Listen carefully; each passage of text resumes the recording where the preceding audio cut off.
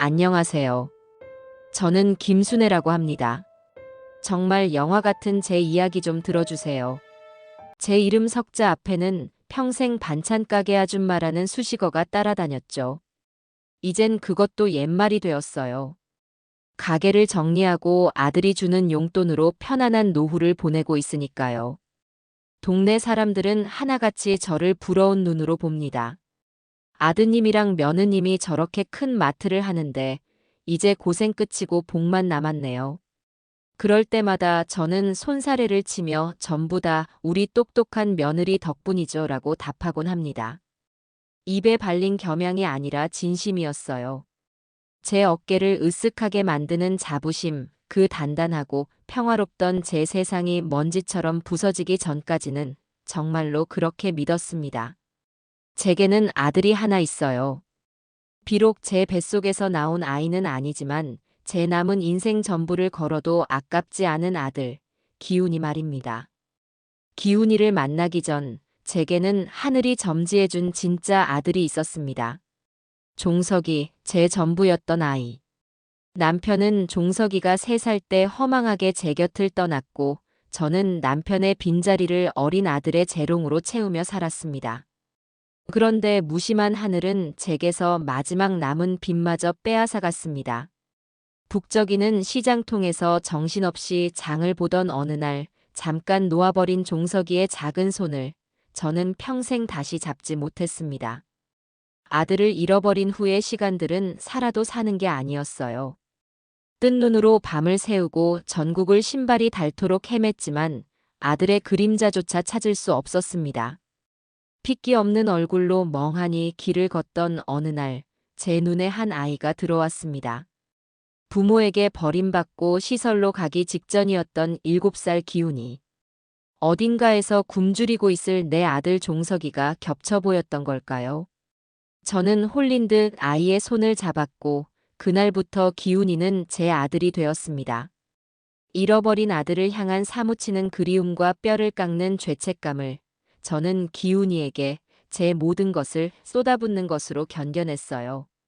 제 정성이 통했는지 기훈이는 다행히 제 품에서 바르고 건강하게 자라주었습니다. 제가 운영하던 반찬 가게는 동네에서 꽤 유명했어요. 새벽부터 시장에 나가 가장 신선한 재료를 떼어오고 밤늦게까지 멸치를 볶고 나물을 무쳤습니다. 제 손은 늘 마늘과 간장 냄새에 절어 있었고 겨울이면 찬물에 손이 터서 피가 나기 일쑤였죠. 하지만 기훈이가 제가 해준 장조림을 맛있게 먹는 모습을 보면 그 모든 고생이 눈 녹듯 사라졌습니다. 이 거친 손으로 내 아들을 번듯하게 키워냈다는 자부심, 그것 하나로 버텼습니다. 그런 기훈이가 어느 날 사업가 집안의 교수라며 신지영을 제 앞에 데리고 왔을 때 저는 정말 세상을 다 얻은 것 같았어요. 지영이는 키도 훤칠하고 이목구비도 시원시원한 누가 봐도 야무지고 똑 부러지는 인상이었습니다. 결혼 후 며느리는 자신의 재능을 유감없이 발휘했습니다. 제 가게를 판 돈과 기훈이의 퇴직금을 합친 종잣돈에 자신의 집안 지원을 더해 동네에서 가장 목 좋은 상가 건물을 통째로 사들여 최신식 대형마트를 차렸으니까요. 그게 바로 지금 동네의 랜드마크가 된 제이지마트입니다. 지영과 기훈의 이름 앞 글자를 딴 것이라며 기훈이가 쑥스럽게 웃던 모습이 선합니다. 아들 내외는 제게 매달 두둑한 용돈 봉투를 건네며 이제 아무것도 하지 말고 편히 쉬시라고 말했죠. 저는 그저 고맙고 대견할 따름이었습니다. 그날도 소파에 앉아 텔레비전 채널만 이리저리 돌리며 무료한 오후를 보내고 있을 때였습니다. 며느리에게서 전화가 걸려왔어요. 어머님, 저 지영이에요. 오늘 마트 창립 기념일이라 제가 정신이 하나도 없네요. 저녁에 기훈 씨랑 맛있는 거 사들고 찾아뵐게요. 혹시 그 전에 시간 괜찮으시면 마트에 한번 들러주시겠어요? 샤인머스켓 새로 들어온 게 아주 좋아서요. 어머님 드시게 좀 챙겨드리려고요. 언제나처럼 깍듯하고 살가운 목소리였습니다. 며느리의 말에 제 입가에는 저절로 흐뭇한 미소가 걸렸습니다. 오냐 알았다. 애미야. 그렇게 바쁜 와중에 시어미까지 뭘 그리 챙기니? 알겠다. 내가 슬슬 한번 나가보마. 전화를 끊고 저는 오랜만에 화장대 앞에 앉았습니다. 분도 곱게 바르고 입술연지도 꼼꼼히 칠했죠. 장롱에서 가장 아끼는 비단 무늬 블라우스와 주름 치마를 꺼내 입었습니다. 마트 사장 시어머니가 초라하게 보이면 아들 며느리 얼굴에 먹칠하는 것 같아서요. 모든 채비를 마치고 나서야 저는 현관문을 나섰습니다. 마트로 가는 길에 만나는 동네 사람들은 제게 인사를 건네며 한마디씩 부러움을 보탰습니다. 어머님, 아드님 가게 가시나 봐요. 좋으시겠어요. 저는 웃으며 고개를 끄덕였죠. 그들의 부러움이 제 어깨를 으쓱하게 만들었습니다. 마트는 그야말로 발 디딜 틈 없이 붐비고 있었습니다. 창립 기념 고객 감사 마지막 날. 이라고 적힌 현수막 아래로 시끄러운 유행가가 쉴 새 없이 흘러나왔죠. 사람들 손에 들린 노란 장바구니는 금방이라도 터질 듯 물건들로 가득 차 있었습니다. 제가 운영했던 된장과 간장 냄새가 배어있던 작은 반찬 가게와는 비교도 되지 않는 거대하고 번쩍이는 풍경. 이 모든 것을 제 아들과 며느리가 일궈냈다는 사실에 가슴 깊은 곳에서부터 벅찬 감정이 솟아올랐습니다. 저는 자랑스러운 마음으로 사람들 사이를 비집고 과일 코너를 향해 걸어갔습니다. 온갖 과일들이 뿜어내는 달콤하고 싱그러운 향기가 제 코끝을 간지렸습니다. 바로 그때였습니다. 시끄러운 음악 소리와 사람들의 웅성거림을 칼로 베어내듯 날카롭고 차가운 목소리가 제 고막을 파고든 것은 일 처리 이따위로 할 거면 당장 그만둬. 당신 눈에는 이게 손님한테 팔 수 있는 정상적인 상품으로 보여. 썩은 사과 하나 때문에 우리 마트 전체가 썩은 과일이나 파는 가게로 소문나면 당신이 책임질 거야? 제 며느리 신지영의 목소리였습니다. 어찌나 기세등등하고 날카로운지 주변의 모든 소음이 거짓말처럼 잦아드는 듯 했습니다. 저를 포함한 주변 손님들의 시선이 모두 목소리가 들려온 곳으로 쏠렸습니다. 그곳에는 팔짱을 낀 며느리 지영이 서슬퍼런 표정으로 녹색 조끼를 입은 남자 직원 한 명을 몰아세우고 있었어요. 남자는 저보다 대여섯 살은 젊어 보이는 40대 중반쯤의 사내였습니다. 그는 고개를 푹 숙인 채 움츠러든 어깨를 파르르 떨고 있었습니다. 죄송합니다, 사장님. 정말 죄송합니다. 제가 미처 확인을 못했습니다. 즉시 폐기하겠습니다. 남자의 목소리는 기어들어갈 듯 작았습니다. 하지만 지영은 그의 사과를 받을 생각이 전혀 없어 보였어요. 죄송하면 다야. 말로만 죄송하다고 하면 방금 고객센터에 불같이 화내고 간 손님의 기분이 풀어져. 우리 마트 이미지는? 당신이 깎아먹은 우리 마트 평판은 뭘로 보상할 건데. 당신같이 일머리 없는 사람은 월급 받아갈 자격도 없어, 알아? 지영의 모진 말들이 채찍처럼 날아가 남자의 등과 어깨에 사정없이 내리꽂혔습니다. 주변에 있던 손님들은 당황한 표정으로 수군거리면서도 누구 하나 선뜻 끼어들지 못했어요. 그저 불편한 구경거리를 멀찍이서 지켜볼 뿐이었죠. 저 역시 숨이 턱 막혔습니다. 아무리 그래도 저렇게까지 할 필요는 없지 않은가. 하지만 며느리가 직원 기강을 잡는 현장에 시어머니인 제가 나서는 것도 모양새가 우스웠기에 저는 그저 발만 동동 구를 수밖에 없었습니다. 저러다 말겠지. 사람들 보는 눈이 있으니 설마 더 심하게 하겠어. 저는 그렇게 생각했습니다. 하지만 그 생각은 세상에서 가장 어리석고 끔찍한 착각이었습니다. 무릎 꿇어. 얼음장처럼 차갑고 강철처럼 단호한 명령이었습니다. 그 말에 남자는 물론이고 구경하던 저와 다른 손님들까지 모두 숨을 멈췄습니다. 남자는 치욕감에 얼굴이 벌개진 채 차마 무릎을 꿇지 못하고 머뭇거렸어요.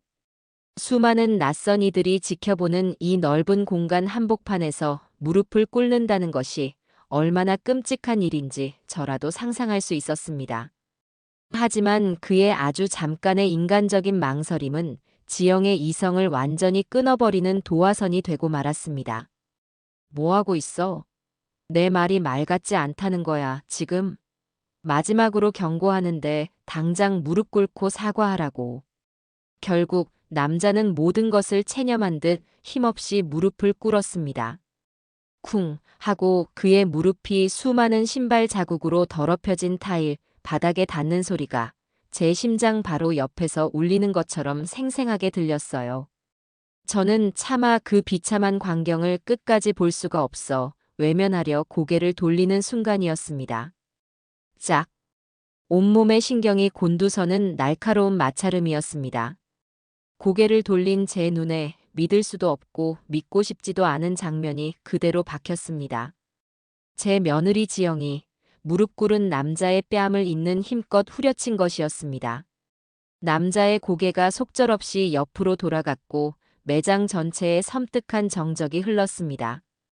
쿵 하고 제 심장이 바닥 아래로 꺼져내리는 소리가 들렸어요. 세상에, 세상에. 아무리 직원이 잘못을 했기로써니 어떻게 저렇게 많은 사람들이 지켜보는 앞에서 사람의 뺨을 저렇게 벌레 보듯 내려칠 수가 있단 말인가. 모욕과 충격으로 굳어있던 남자가 아주 천천히 고장난 기계처럼 삐걱거리며 고개를 들었습니다. 돌아갔던 그의 얼굴이 다시 정면을 향했고 뺨을 가리고 있던 손을 힘없이 떨구었습니다. 헝클어진 머리카락 사이로 붉은 손자국이 선명하게 찍힌 그의 얼굴이 온전히 드러났습니다. 그리고 저는 바로 그 순간 호흡을 멈췄습니다. 온 세상의 소음이 완벽하게 차단되었습니다. 빠르게 움직이던 마트 안의 모든 풍경이 마치 누군가 일시정지 버튼을 누른 것처럼 제 눈 안에서 완벽하게 멎었습니다. 제 시선은 오직 한 곳, 붉게 부어오른 남자의 뺨 위쪽, 그의 왼쪽 눈썹 바로 위에 자리한 작고 희미한 흉터의 바늘처럼 꽂혔습니다. 비스듬하게 살짝 파인 그 흉터. 아, 저 흉터는. 머릿속에서 먼지 쌓인 낡은 필름이 미친 듯이 돌아가기 시작했습니다. 따스한 햇살이 가득했던 동네 놀이터. 낡은 그네를 타다 발을 헛디뎌 넘어져 자지러지게 울음을 터뜨렸던 5살배기 내 아들, 종석이의 얼굴. 흙먼지가 묻은 얼굴 위로 흐르는 핏줄기를 보고 놀라 제 치마를 찢어 아이의 이마를 황급히 눌러주던 그 순간. 괜찮아, 우리 종석이. 괜찮아. 엄마가 호해줄게, 뚝.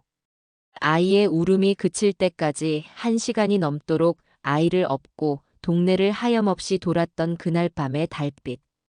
딱지가 않고 새살이 돋아나며 남은 그 작은 흉터를 보며 아이고, 우리 아들. 이마에 멋진 훈장 하나 달았네. 하고 웃으며 놀려주었던 그 모든 순간들. 제 눈앞에서 치욕에 떨고 있는 저 남자의 흉터는 30년 전 제 기억 속에 박제된 내 아들의 흉터와 정확히 똑같은 모양, 똑같은 위치에 있었습니다. 온몸의 피가 바싹 마르며 차갑게 식는 기분이었습니다. 손끝 발끝이 바늘로 찌르는 것처럼 저려오고 머릿속이 새하얗게 비어버렸습니다. 설마, 아닐 거야. 내가 지금 헛것을 보고 있는 게 분명해. 아들을 그리워하는 내 미친 망상이 애꿎은 사람에게서 아들의 흔적을 찾아내고 있는 것일 거야. 수천, 수만 번을 속으로 필사적으로 되뇌었지만 제 눈은 자석처럼 그의 얼굴에서 떨어질 줄을 몰랐습니다. 남자는 모욕감으로 일그러진 얼굴로 그러나 모든 것을 잃어버린 사람처럼 텅 빈 눈동자로 허공 어딘가를 바라보고 있었습니다. 그의 눈빛에는 지난한 삶의 무게와 깊은 체념이 화석처럼 굳어 있었어요. 그토록 맑고 총명했던 내 아들이 저렇게 텅 비고 공허한 눈을 가질 리가 없어. 하지만 제 심장과 영혼은 미친 듯이 비명을 지르고 있었습니다. 저 사람이 내 아들 종석이라고. 내가 30년 전에 잃어버린 단 하루도 잊지 못하고 평생을 찾아 헤맨 내 아들이라고. 저는 그 자리에 뿌리라도 내린 듯 서 있었습니다. 며느리의 귀에 담기도 힘든 폭언도 주변 사람들의 안타까움과 호기심이 뒤섞인 수군거림도 아무것도 들리지 않았습니다. 제 세상에는 오직 한 사람, 그의 얼굴만이 가득 차 있었습니다. 뺨을 맞고 무릎을 꿇고 온갖 인격적인 수모를 당하고 있는 저 사람이 만약, 아주 만약에 정말 내 아들이라면, 만약에 정말 내 아들 김종석이라면, 그렇다면 지금 이 순간 나는 내 며느리가 내 친아들을 짐승처럼 괴롭히는 이 지옥도 한가운데서 아무것도 하지 못한 채 그저 바보처럼 서서 지켜만 보고 있는 것이었습니다. 숨이 턱 막혀오고 눈앞이 아찔하게 빙글 돌았습니다. 저는 비틀거리는 몸을 겨우 가누며 뒤돌아 도망치기 시작했습니다. 누군가의 쇼핑카트에 부딪혔지만 사과할 경황도 없었습니다. 지옥 같은 그곳을, 그 끔찍한 진실의 가능성을 외면하고 싶어 안간힘을 다해 도망쳤습니다. 어떻게 집으로 돌아왔는지 기억나지 않습니다. 제정신이 아니었으니까요. 익숙한 동네 골목길이 낯설었고 마주오는 사람들의 얼굴은 전부 기괴한 가면처럼 보였습니다. 누군가 저를 보고 인사를 건넸던 것 같기도 하고 어깨를 부딪혔던 것 같기도 하지만 모든 것이 비현실적인 꿈속 장면처럼 흐릿하기만 했어요. 제가 유일하게 느낄 수 있었던 것은 제 심장이 금방이라도 터져버릴 듯이 미친 듯이 뛰고 있다는 사실뿐이었습니다. 현관문 도어록을 여는데 평소에는 익숙했던 비밀번호 4자리가 기억나지 않아 몇 번이나 손을 더듬었습니다. 겨우 문을 열고 안으로 들어서자마자 저는 등을 기댄 채 그대로 주저앉고 말았습니다.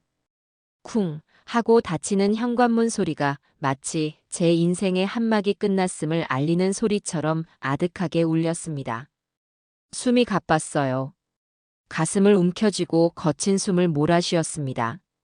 눈을 감아도 떠도 눈앞에는 며느리의 매서운 손길에 뺨을 맞고 고개가 돌아가던 그 남자의 모습만이 어른거렸습니다. 그리고 그 얼굴 위로 선명하게 보이던 흉터.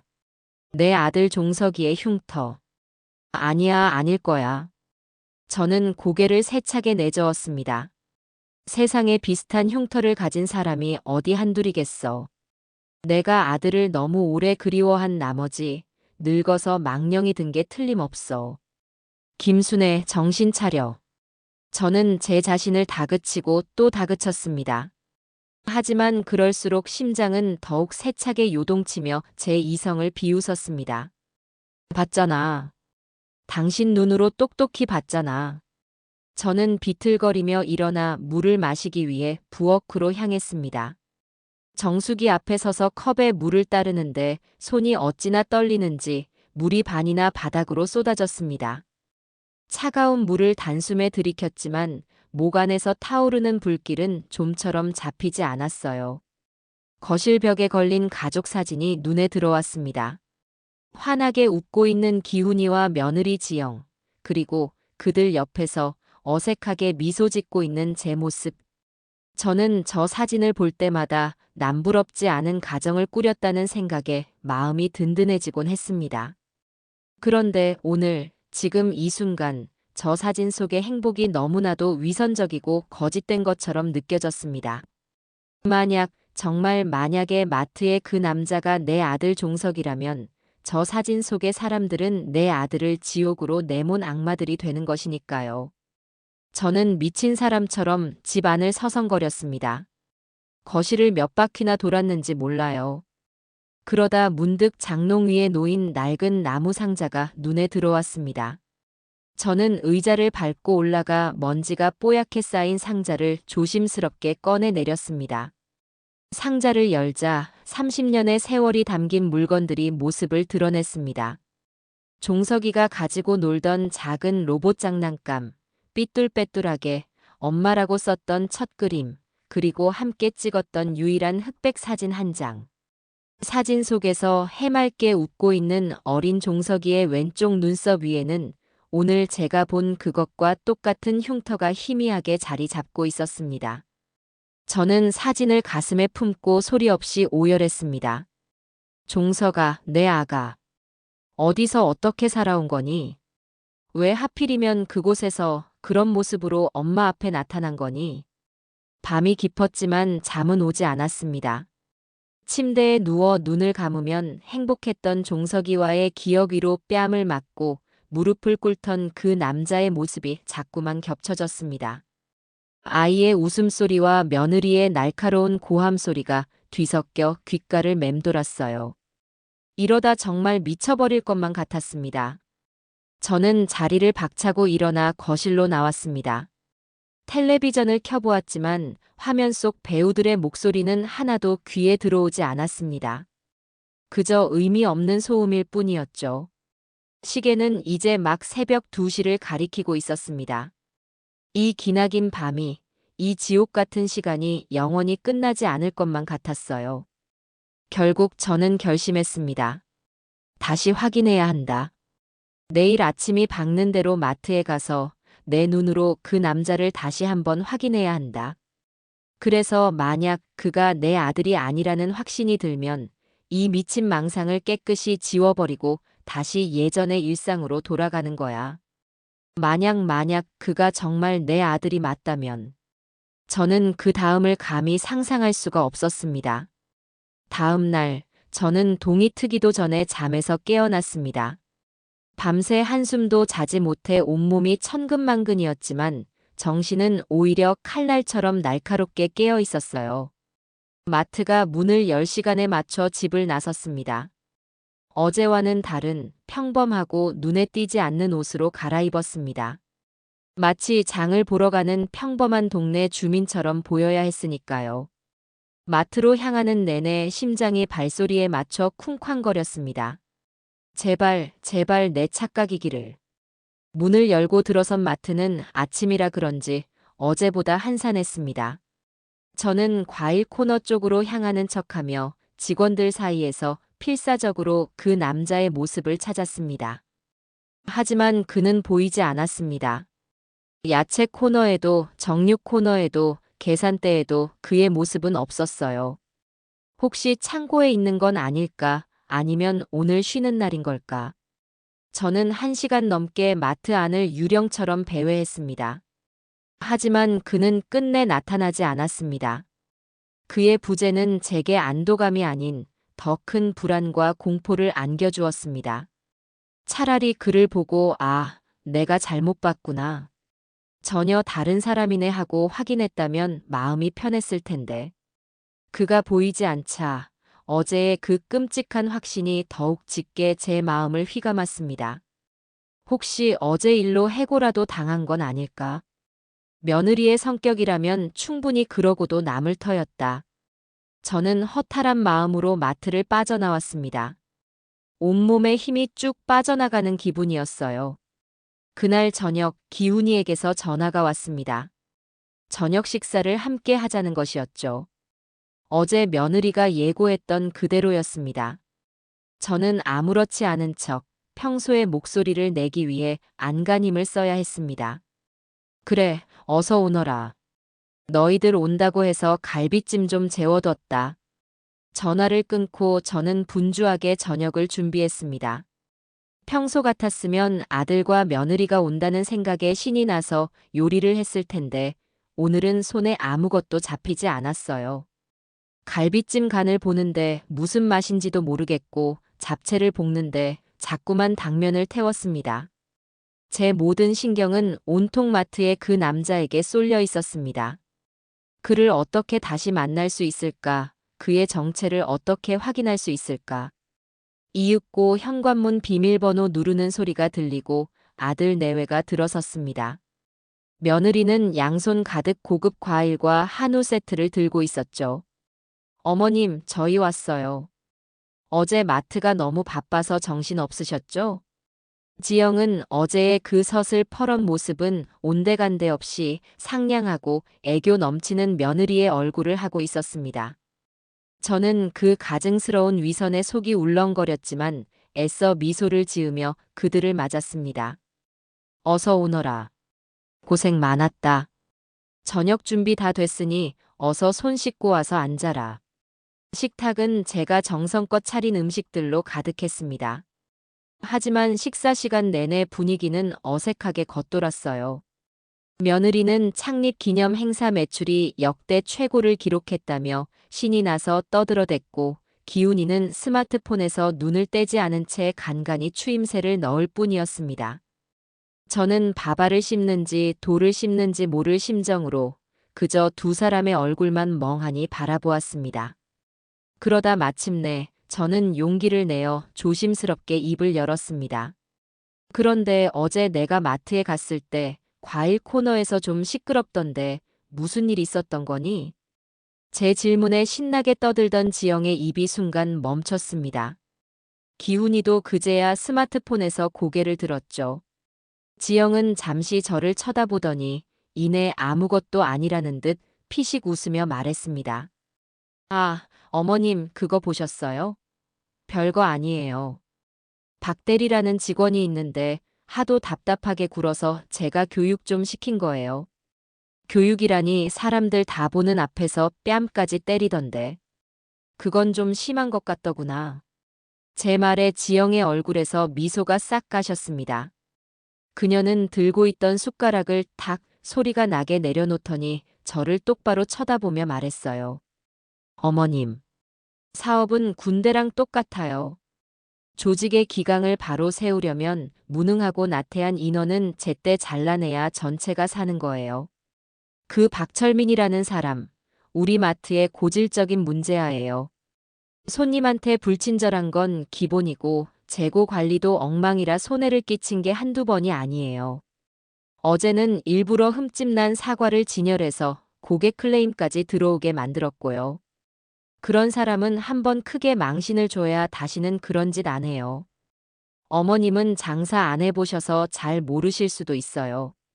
며느리의 말에는 일말의 죄책감도 없었습니다. 오히려 자신의 행동이 지극히 정당하고 합리적인 경영 방식이라는 확신에 차 있었죠. 저는 그 뻔뻔함에 할 말을 잃었습니다. 제가 반찬 가게를 하며 수십 년간 지켜온 장사의 원칙은 사람이었습니다. 손님에게도 함께 일하는 직원에게도 언제나 진심으로 대해야 한다는 것이 제 신조였어요. 그런데 제 며느리는 사람을 그저 이윤을 내기 위한 부품 정도로만 여기고 있었습니다. 그래도 그건 아니지. 사람이 살다 보면 실수할 수도 있는 건데. 제가 힘없이 반박하자 옆에서 잠자코 듣고만 있던 기훈이가 거들고 나섰습니다. 어머니, 집사람 말이 맞아요. 그 박대리라는 사람 정말 답답해요. 지난번에는 제가 라면 발주를 맡겼더니 엉뚱한 회사 제품을 대량으로 시켜서 반품하느라 얼마나 고생했는지 몰라요. 그런 실수를 한두 번 해야 이해를 해주죠. 저는 아들의 말에 가슴이 철렁 내려앉았습니다. 아들마저 제 며느리와 똑같은 생각을 하고 있었던 겁니다.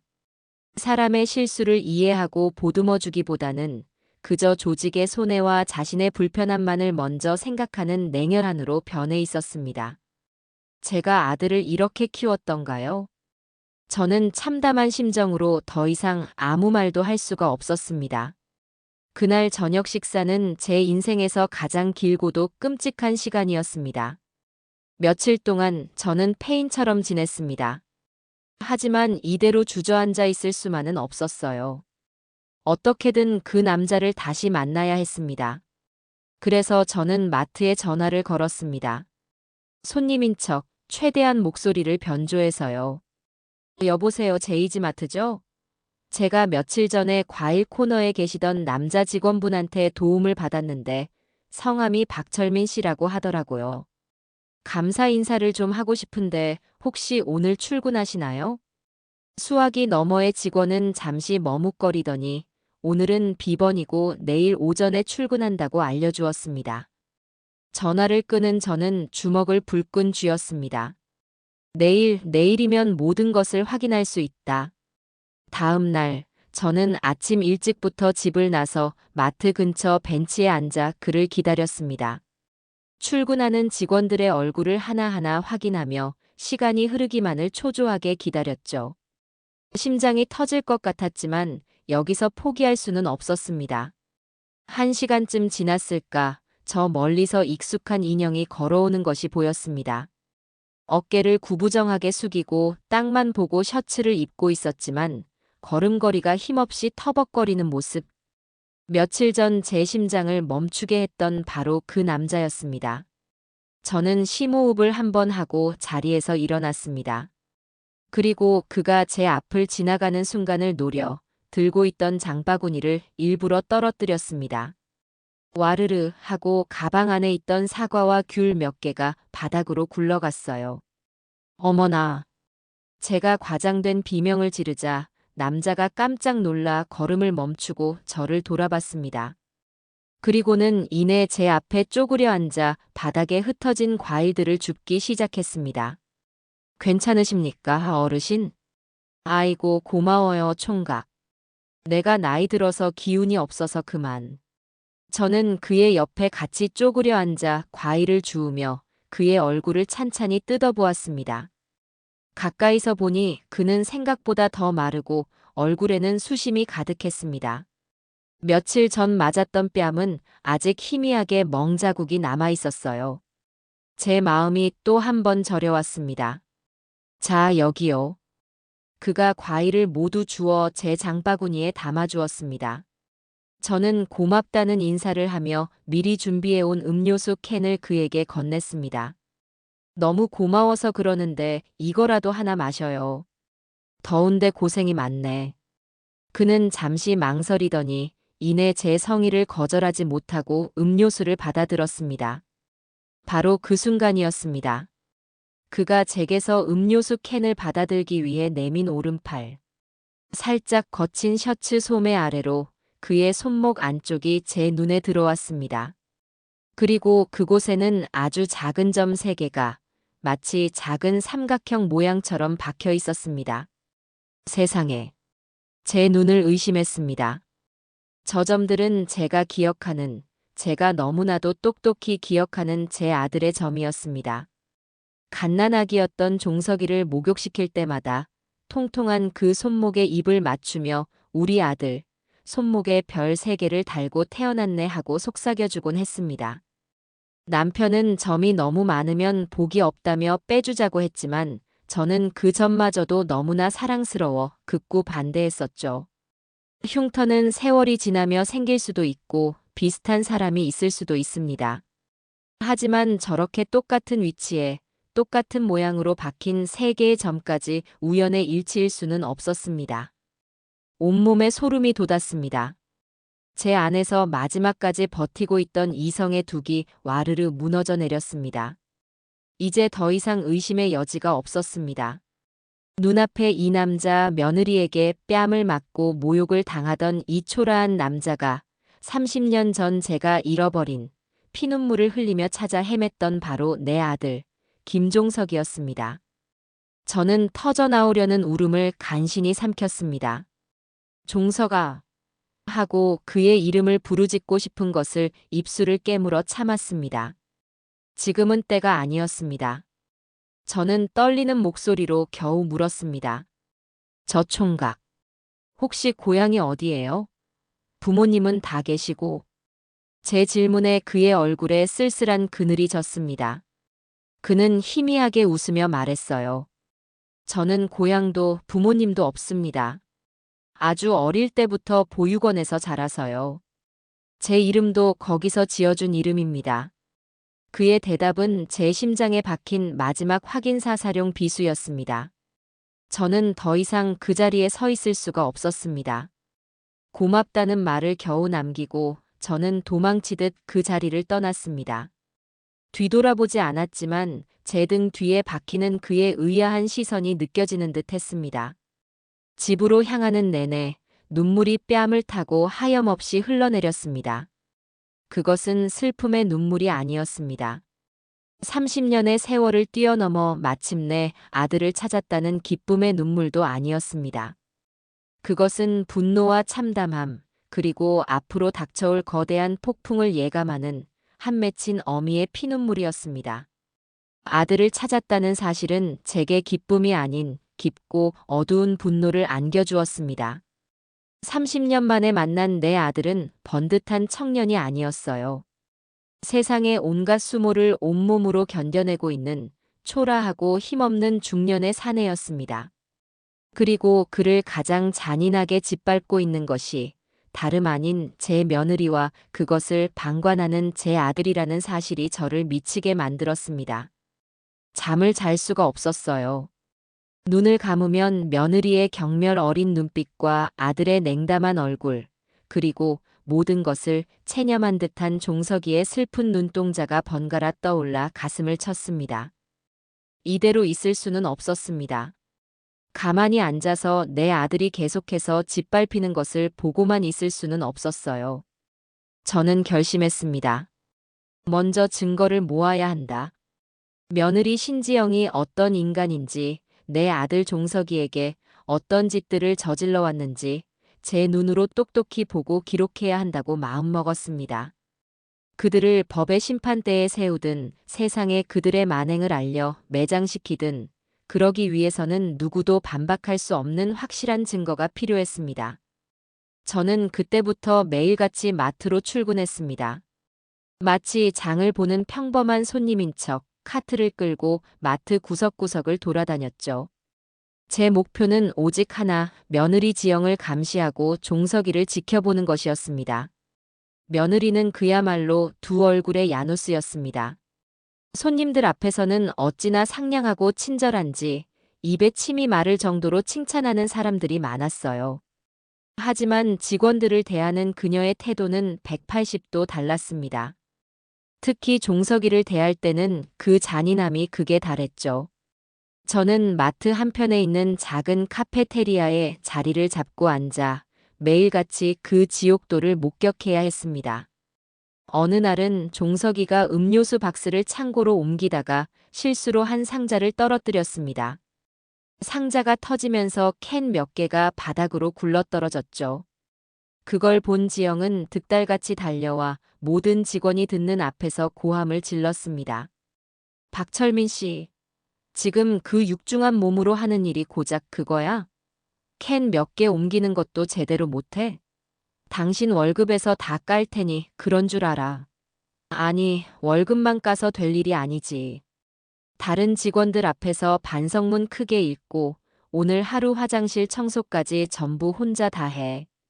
종석이는 아무 말 없이 묵묵히 캔을 줍고 지영의 부당한 지시를 따랐습니다. 저는 창밖에서 그 모습을 지켜보며 입술을 깨물었습니다. 제 귀한 아들이 저런 취급을 받고 있다는 사실에 피가 거꾸로 솟는 것 같았어요. 또 어떤 날은 지영이 일부러 종석이를 불러 세워 그의 옷차림을 지적하며 망신을 주었습니다. 박 대리, 오늘 입은 그 셔츠 어제 입었던 거 아니야? 혹시 집에 옷이 그거 한 벌밖에 없는 건가? 우리 마트 이미지를 생각해서라도 좀 깔끔하게 하고 다녀. 손님들이 보고 뭐라고 생각하겠어. 월급 받으면 옷이라도 좀 사 입고 다녀. 주변에 있던 젊은 직원들이 킥킥거리는 소리가 들렸습니다. 종석이는 얼굴이 새빨개진 채 고개를 숙이고 있었죠. 저는 스마트폰을 꺼내 그 모든 광경을 몰래 녹화하기 시작했습니다. 손이 덜덜 떨렸지만 이를 악물고 참았습니다. 지금은 분노를 터뜨릴 때가 아니었습니다. 차곡차곡 저 악마의 죄를 모으고 쌓아 올려야 할 때였습니다. 저의 매일 같은 마트 방문을 이상하게 여긴 사람도 있었습니다. 바로 정육 코너에서 10년 넘게 일해온 박 사장이었죠. 그는 마트가 처음 생길 때부터 있었던 터줏대감 같은 사람이었습니다. 어르신 매일 마트에 오시네요. 사실 물건이 뭐 딱히 필요한 건 아니신 것 같은데. 어느 날 그가 제게 넌지시 말을 걸어왔습니다. 저는 잠시 망설이다 그의 선량해 보이는 인상을 믿고 조금은 솔직하게 털어놓기로 했습니다. 물론 종석이가 제 아들이라는 사실은 숨긴 채였죠. 사실은 저기 저 박 대리라는 사람이 눈에 밟혀서요. 며느리가 너무 심하게 대하는 것 같아서 보다 못해 자꾸 오게 되네요. 제 말에 박 사장은 깊은 한숨을 내쉬었습니다. 어르신도 그렇게 보셨군요. 오죽하면 저희들끼리 신 사장 레이더는 박 대리한테만 달려있다고 말하겠습니까? 유독 박 대리한테만 저럽니다. 처음에는 박 대리가 일을 못해서 그런가 했는데 이제 보니 그게 아니에요. 그냥 사람이 만만하니까 화풀이 대상으로 삼고 일부러 더 못살게 구는 겁니다. 참 못된 사람이죠. 박 사장의 말은 제 확신에 불을 지폈습니다. 저는 그에게 조심스럽게 부탁했습니다. 앞으로 지영이 종석이에게 부당한 일을 시키거나 괴롭히는 걸 보면 제게 꼭 좀 알려달라고요. 박 사장은 잠시 고민하더니 그러겠다고 약속해 주었습니다. 그렇게 저는 첫 번째 아군을 얻었습니다. 며칠 뒤 박 사장에게서 연락이 왔습니다. 지영이 종석이를 창고로 불렀는데 분위기가 심상치 않다는 것이었죠. 저는 서둘러 창고 근처로 향했습니다. 창고 문은 살짝 열려 있었고 안에서 지영의 목소리가 새어나오고 있었습니다. 저는 스마트폰의 녹음 버튼을 누르고 벽에 바싹 귀를 갖다 댔습니다. 박 대리, 이거 보여? 이거 우리가 이번에 새로 들여온 고가 홍삼 세트인데 유통기한이 얼마 안 남았네. 이거 이대로 두면 전부 폐기해야 해서 손해가 막심하다고. 그런데 내가 자네를 좋게 봐서 특별히 기회를 하나 주려고. 지영의 목소리는 꿀을 바른 듯 달콤했지만 그 안에는 독사의 혓바닥이 숨겨져 있었습니다. 자네가 이거 10세트를 좀 사줘. 그럼 자네가 그동안 회사에 끼친 손해들 내가 전부 눈 감아줄게. 어때? 좋은 제안 아니야? 자네도 부모님이나 친척들한테 선물도 좀 하고 그래야지. 종석이의 힘없는 목소리가 들려왔습니다. 사장님, 저는 이럴 돈이 없습니다. 한 세트도 사기 힘든 형편입니다. 돈이 없어. 그럼 없는 대로 살아야지. 왜 자꾸 회사에 손해를 끼쳐? 지난번 라면 발주 실수한 건 벌써 잊었어. 이번에 고객 클레임 들어온 건? 자, 선택해. 이걸 사고 조용히 넘어갈 건지 아니면 내가 이 모든 걸 자네 인사 기록에 정식으로 남기고 심할서까지 받아서 월급에서 깔 건지. 그것은 선택이 아니라 명백한 협박이었습니다. 잠시 침묵이 흐른 뒤 종석이의 체념 섞인 목소리가 들렸습니다. 알겠습니다. 제가 사겠습니다. 저는 녹음을 멈추고 주먹을 부르르 떨었습니다. 어떻게 사람이 저렇게까지 악랄할 수 있을까요? 저것은 단순한 갑질이 아니었습니다. 인간의 약점을 파고들어 영혼까지 철저하게 파괴하는 악마의 소행이었습니다. 그리고 마침내 결정적인 사건이 터지고야 말았습니다. 그날은 월말이라 마감 정산으로 마트 전체가 분주한 날이었습니다. 저는 그날도 어김없이 카페테리아에 앉아 마트 상황을 지켜보고 있었죠. 그런데 갑자기 계산대 쪽에서 지영의 날카로운 비명이 터져 나왔습니다. 뭐야? 지금 현금이 30만 원이나 비잖아. 오늘 이 계산대 마감 누가 담당했어? 모든 직원들의 시선이 한 곳으로 쏠렸습니다. 그곳에는 굳은 얼굴로 서 있는 종석이가 있었죠.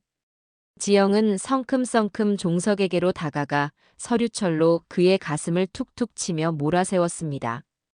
박철민 씨, 당신이었어? 또 당신이야? 도대체 하루라도 사고를 안 치는 날이 없구나.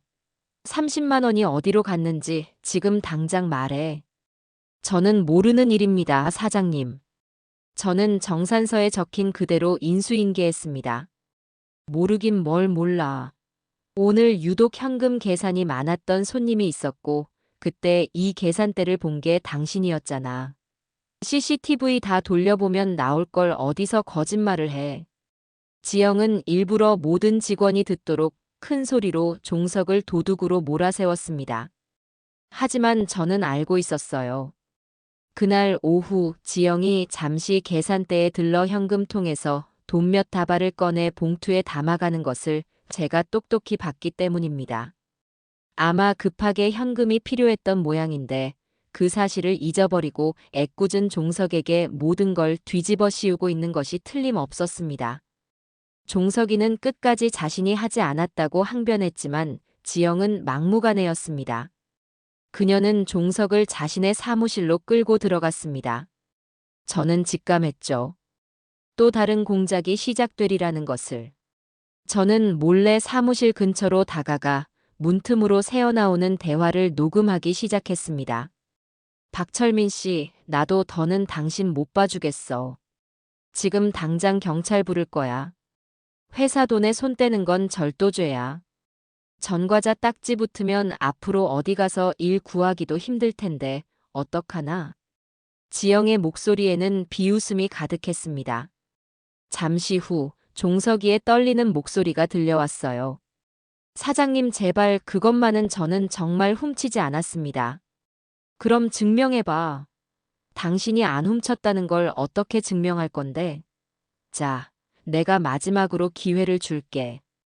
여기 각서에 서명해.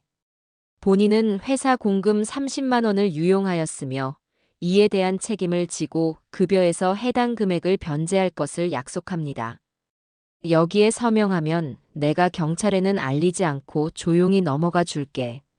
어떻게 할래? 빨간 줄 긋고 인생 종 치고 싶지 않으면 어서 서명해. 그것은 악마의 속삭임이었습니다. 종석이는 한참 동안 아무 말이 없었습니다. 사무실 안에는 무거운 침묵만이 흘렀죠.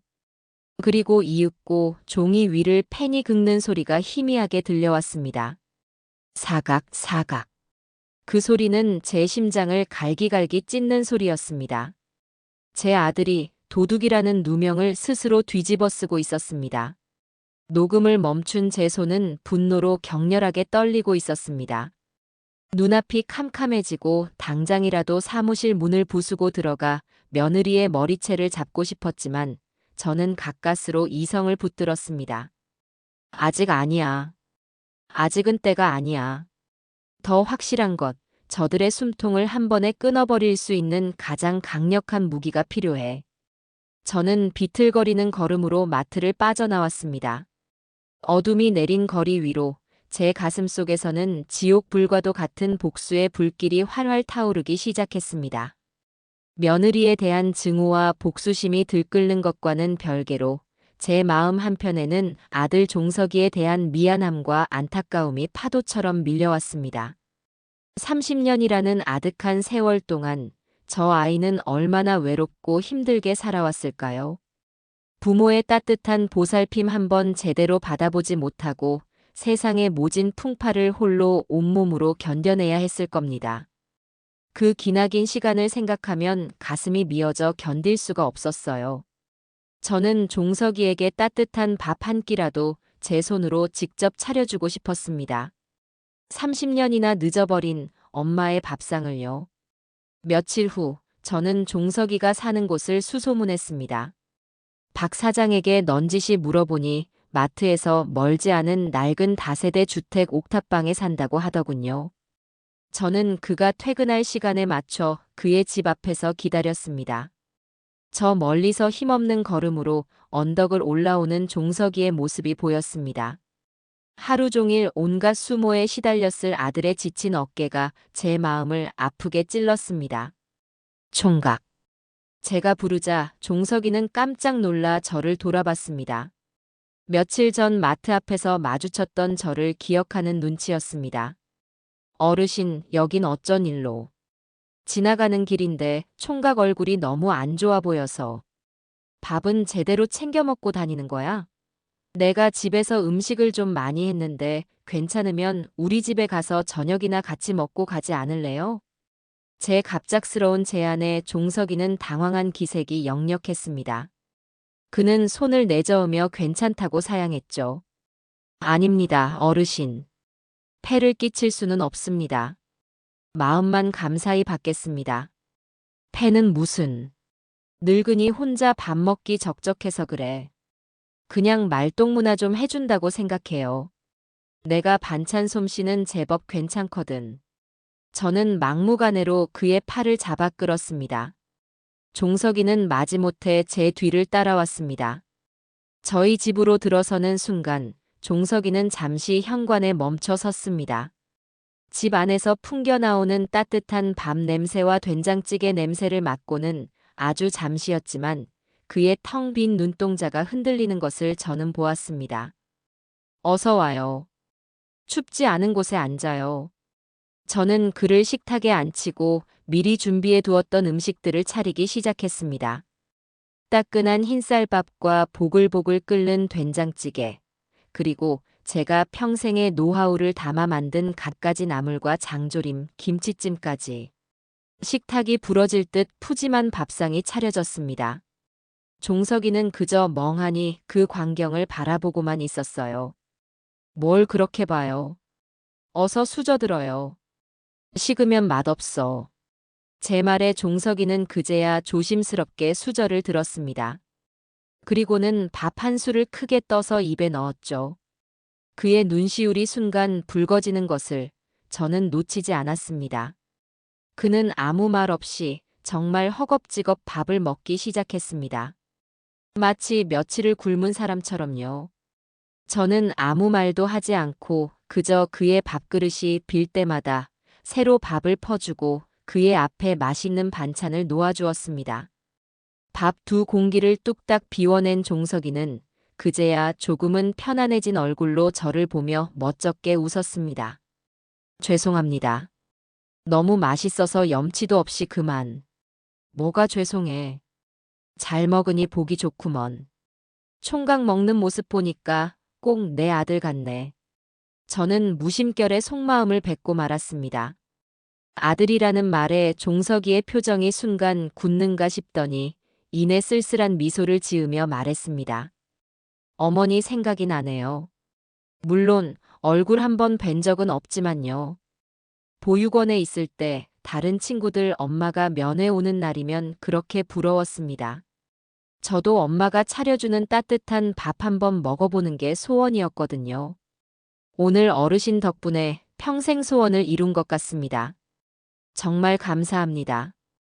그의 담담한 고백에 저는 심장이 쿵 하고 내려앉는 것 같았습니다. 가슴속에서 뜨거운 것이 울컥 치밀어 올라왔어요.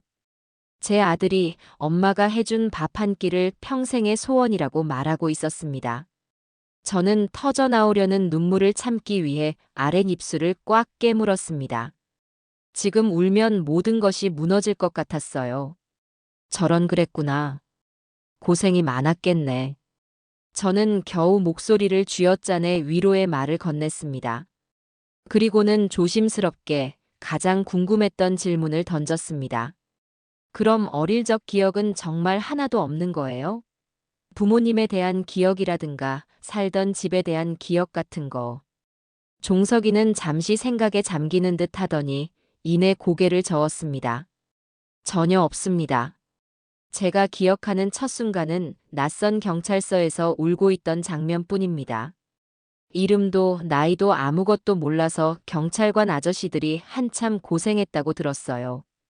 가진 것도 아무것도 없었습니다. 그저 제 손에 낡은 베넷 저고리 하나가 들려 있었다고 하더군요. 베넷 저고리. 제 심장이 다시 한번 세차게 뛰기 시작했습니다. 네. 아주 낡고 해진 아기 옷이었어요. 보육원 선생님들이 버리려고 하는 걸 제가 울고불고 매달려서 겨우 지켰습니다.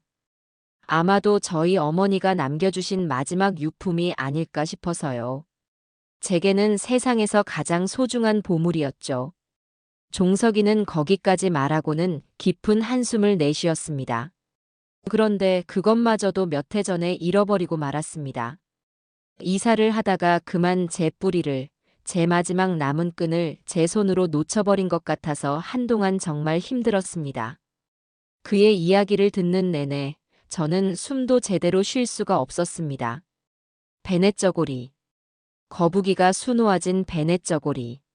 제 장롱 깊숙한 곳, 낡은 나무 상자 안에 30년 동안 고이 잠들어 있는 바로 그것. 이제 모든 조각이 맞춰지고 있었습니다. 저는 자리에서 벌떡 일어났습니다. 그리고는 안방으로 들어가 떨리는 손으로 나무 상자를 열었습니다. 그 안에 곱게 접혀있는 빛바랜 베넷 저고리를 꺼내들었죠. 서툰 솜씨로 한 땀 한 땀 술을 놓았던 작은 거북이. 세월의 흔적에 색은 바랬지만 그 모양만은 선명했습니다. 저는 베넷 저고리를 들고 거실로 나왔습니다. 그리고 식탁 앞에 앉아있는 종석이에게 그것을 내밀었습니다. 총각이 잃어버렸다는 베넷 저고리가 혹시 이건가요? 제 손에 들린 베넷 저고리를 본 종석이의 눈이 믿을 수 없다는 듯이 커졌습니다. 그는 자리에서 벌떡 일어나 떨리는 손으로 베넷 저고리를 받아들었습니다. 그리곤 옷을 뒤집어 안쪽에 희미하게 남아있는 작은 점 3개를 확인했습니다. 제가 아들 이름을 새기는 대신 제 마음을 담아 찍어두었던 작은 표식이었습니다. 이걸 어떻게 어르신이? 종석이는 충격과 혼란에 휩싸여 저를 바라보았습니다. 그의 눈동자가 지진이라도 난 것처럼 격렬하게 흔들리고 있었어요.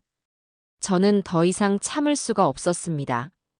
제 눈에서 뜨거운 눈물이 본물처럼 터져 나왔습니다. 저는 울음 섞인 목소리로 30년간 가슴속에만 담아두었던 그 말을 마침내 꺼내 놓았습니다. 내가 만들었어. 이 베넷 저고리. 네. 이 옷에 수놓아진 거북이도 내가 한 땀 한 땀 새긴 거야. 내 아들, 오래오래 건강하게 살라고. 2개를 만들었었어. 저는 종석이에게로 다가가 그의 뺨을 어루만졌습니다. 그리고 그의 눈을, 내 아들의 눈을 똑바로 바라보며 말했습니다. 종석아, 내 아들, 종석아. 내가 너의 엄마다. 제 고백에 종석이의 손에 들려있던 베넷 저고리가 바닥으로 툭 떨어졌습니다. 그의 얼굴 위로 30년이라는 아득한 세월의 무게가 담긴 눈물이 하염없이 흘러내리기 시작했습니다. 그는 아무 말도 하지 못하고 그저 어린아이처럼 서럽게, 아주 서럽게 울기만 했습니다. 저 역시 그런 아들을 부둥켜 안고 30년의 그리움과 미안함, 그리고 말로 다 할 수 없는 슬픔을 눈물로 토해냈습니다. 그날 밤 저희 낡은 아파트에서는 세상에서 가장 슬픈 모자의 울음소리가 밤이 새도록 그치지 않았습니다. 그날 밤 우리 모자는 30년의 시간을 사이에 두고 마주 앉았습니다. 종석이는 제 앞에 고개를 숙인 채 어린아이처럼 흐느끼고 또 흐느꼈습니다.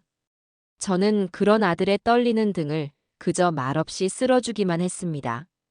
어떤 위로의 말도 이 기막힌 세월의 무게를 감당할 수는 없을 테니까요. 밤이 깊어지면서 종석이는 조금씩 자신의 삶을 털어놓기 시작했습니다. 보육원에서 겪었던 서름과 외로움, 고아라는 꼬리표 때문에 겪어야 했던 수많은 차별과 멸시, 그리고 어떻게든 사람답게 살아보려 발버둥 쳤던 지난날의 숱한 실패들. 저는 아들의 이야기를 들으며 제 가슴이 수만 갈래로 찢어지는 고통을 느꼈습니다. 제가 아들을 잃어버리지 않았다면 저 아이가 이 모진 풍파를 겪지 않아도 되었을 텐데. 모든 것이 제 탓인 것만 같아 죄책감에 숨을 쉴 수가 없었어요.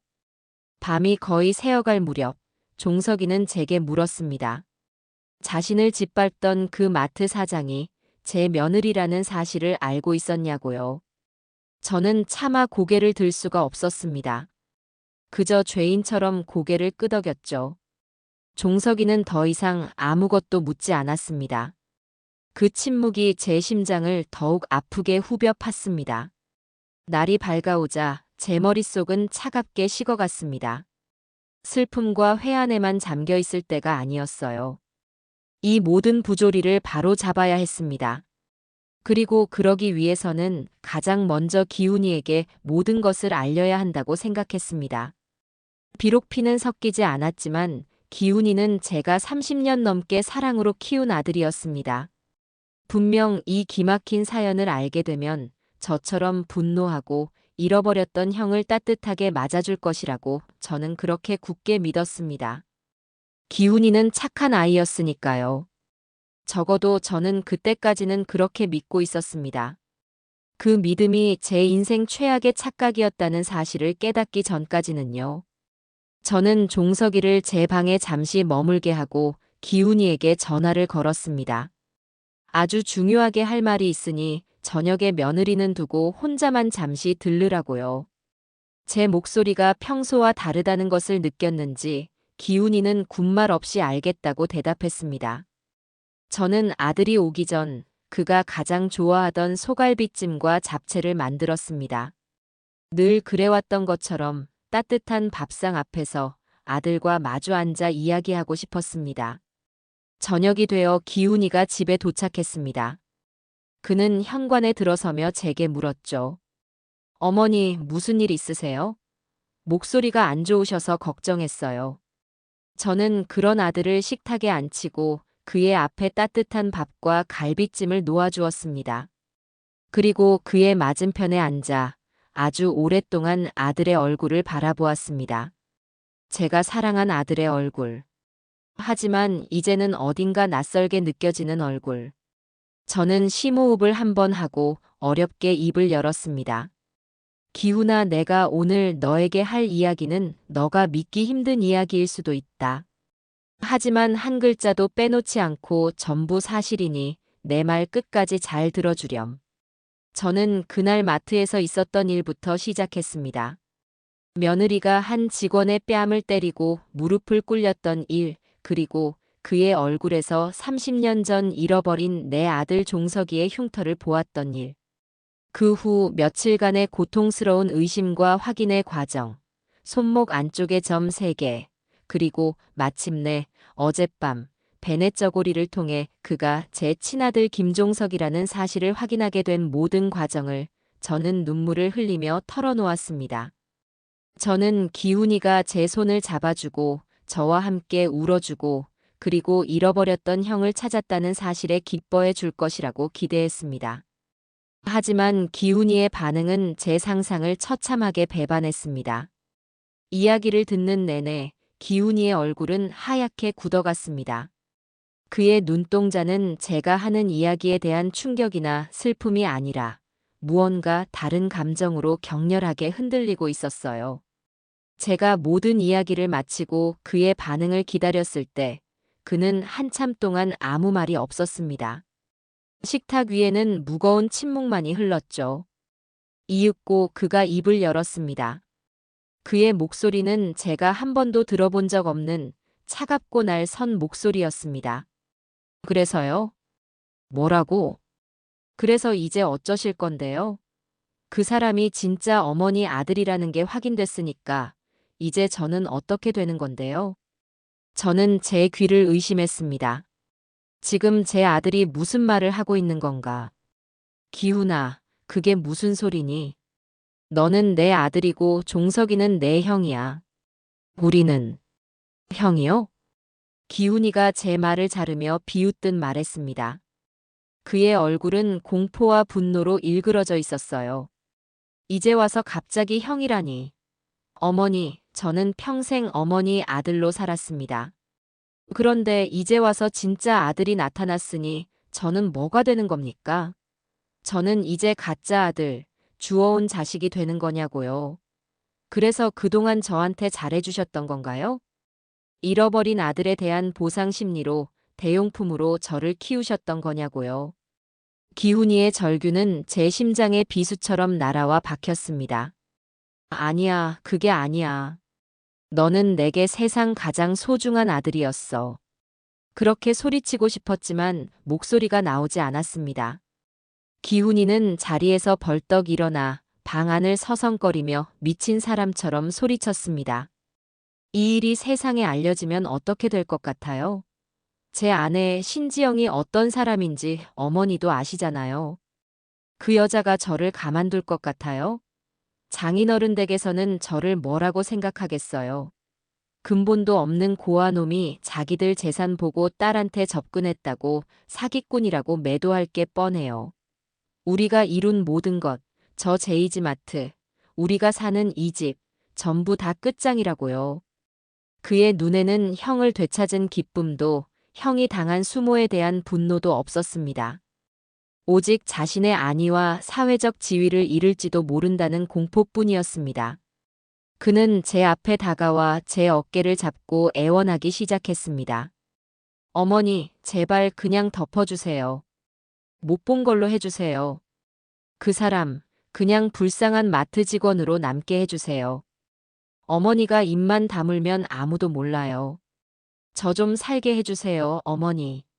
제가 이렇게 빌게요. 기훈이는 제 앞에 무릎을 꿇었습니다. 30여 년 전 제가 처음 그를 만났을 때처럼 그는 제 앞에서 울고 있었습니다. 하지만 그때의 눈물과 지금의 눈물은 달랐습니다. 그때의 눈물은 기댈 곳 없는 아이의 순수한 슬픔이었지만 지금의 눈물은 자신의 탐욕과 안위를 지키기 위한 이기심의 발로였습니다. 저는 그 순간 깨달았습니다. 제가 쏟았던 30년의 사랑과 정성이 결국 이런 괴물을 키워냈다는 사실을요. 온몸에 힘이 빠져나가고 세상이 무너지는 것 같았습니다. 제가 사랑했던 아들은 더 이상 그곳에 없었습니다. 제가 망연자실한 채 아무 말도 못하고 있자 기훈이는 그것을 암묵적인 동의로 받아들였던 모양입니다. 그는 눈물을 닦고 자리에서 일어나 제게 생각할 시간을 좀 주세요라는 말을 남기고는 황급히 집을 빠져나갔습니다. 저는 텅 빈 집안에 홀로 남아 그가 남기고 간 차갑게 식어버린 밥상을 멍하니 바라보았습니다. 그리고 그날 밤 제 인생 최악의 비극이 시작되었습니다. 기훈이는 저를 설득할 수 없다고 판단하자 결국 모든 것을 제 아내 지영에게 털어놓았던 겁니다. 밤 11시가 넘은 시간 현관문 도어록을 거칠게 누르는 소리가 들리고 문이 열리자마자 지영이 살기등등한 표정으로 집 안으로 쳐들어왔습니다. 그 뒤에는 고개를 숙인 기훈이가 따라 들어왔죠. 어머님. 지영은 다짜고짜 제게 소리를 질렀습니다. 더 이상 상냥한 며느리의 가면은 찾아볼 수 없었어요. 그녀의 얼굴에는 경멸과 분노가 가득했습니다. 지금 저랑 장난하세요? 어머님, 이제 연세 드셔서 노망이라도 나신 거예요?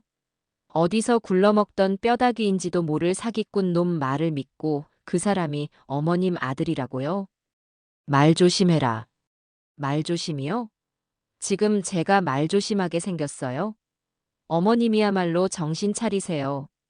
어머님이 지금 이깟 사기꾼 놈 하나 때문에 우리 기훈 씨 인생이랑 제 인생까지 전부 망치려고 작정하신 거냐고요. 지영은 제 앞에 삿대질까지 하며 악을 썼습니다. 저는 그 기세에 눌려 아무 말도 할 수가 없었어요. 그때 방문이 열리고 소란스러운 소리에 잠이 깼던 종석이가 거실로 나왔습니다. 지영은 종석이를 보자마자 벌레라도 본 듯한 표정으로 비명을 질렀습니다. 어머 세상에. 저 도둑놈이 왜 여기 있어요? 당신 아직도 정신 못 차렸구나. 어머님 집에 숨어서 또 무슨 꿍꿍이를 꾸미는 거야? 지영의 말에 종석이의 얼굴이 굳어졌습니다. 도둑놈이라니 말을 함부로 하지 마시오. 종석이가 낮은 목소리로 항변하자 지영은 코웃음을 쳤습니다. 함부로 하긴 뭘 함부로 해. 회사 돈 훔친 도둑놈을 도둑놈이라고 부르지. 그럼 뭐라고 불러? 아, 그리고 당신한테 아주 좋은 소식을 알려줘야겠네. 당신 오늘부로 해고야. 그리고 내가 당신을 절도 혐의로 경찰에 정식으로 신고했으니까 곧 경찰서에서 연락이 갈 거야. 어디 한번 법의 심판이라는 걸 받아보시지. 지영은 마지막 말과 함께 제게 경고의 눈빛을 쏘아붙였습니다. 어머님. 한 번만 더 이딴 가짜는 소리 하고 다니시면 제가 어머님을 병원에 강제로 입원시켜버리는 수가 있어요. 자식이고 뭐고 다 필요 없이 그냥 조용히 요양이나 하시라고요. 아시겠어요? 그 말을 끝으로 지영은 기훈이의 팔을 잡아 끌고 집을 나가버렸습니다. 쿵 하고 닫히는 현관문 소리가 마치 제게 내려진 사형 선고처럼 느껴졌습니다. 저는 그 자리에 주저앉아 버렸습니다. 제 옆에는 한순간에 해고자가 되고 범죄자 누명까지 쓰게 된 내 아들 종석이가 망연자실한 표정으로 서 있었습니다. 희망은 산산조각 났고 이제 우리 모자 앞에는 거대하고 차가운 절망의 벽만이 가로놓여 있었습니다.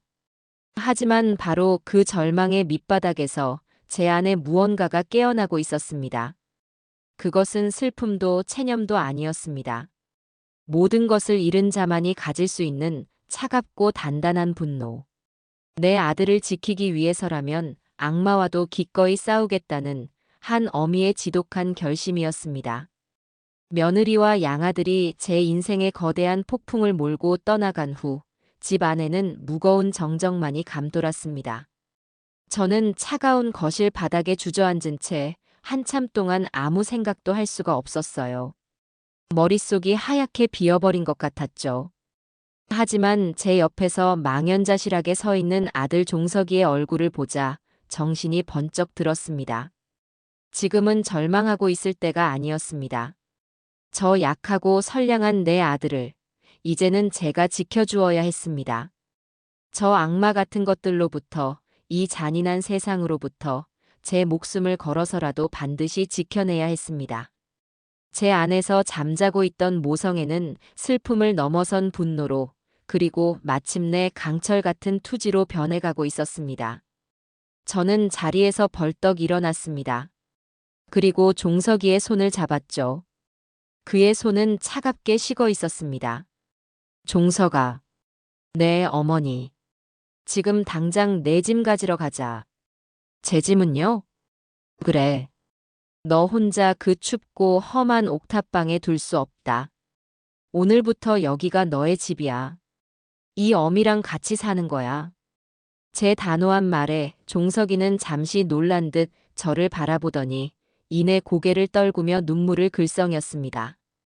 어머니, 저 때문에. 너 때문이 아니야. 모든 건 저 악독한 것들 때문이지.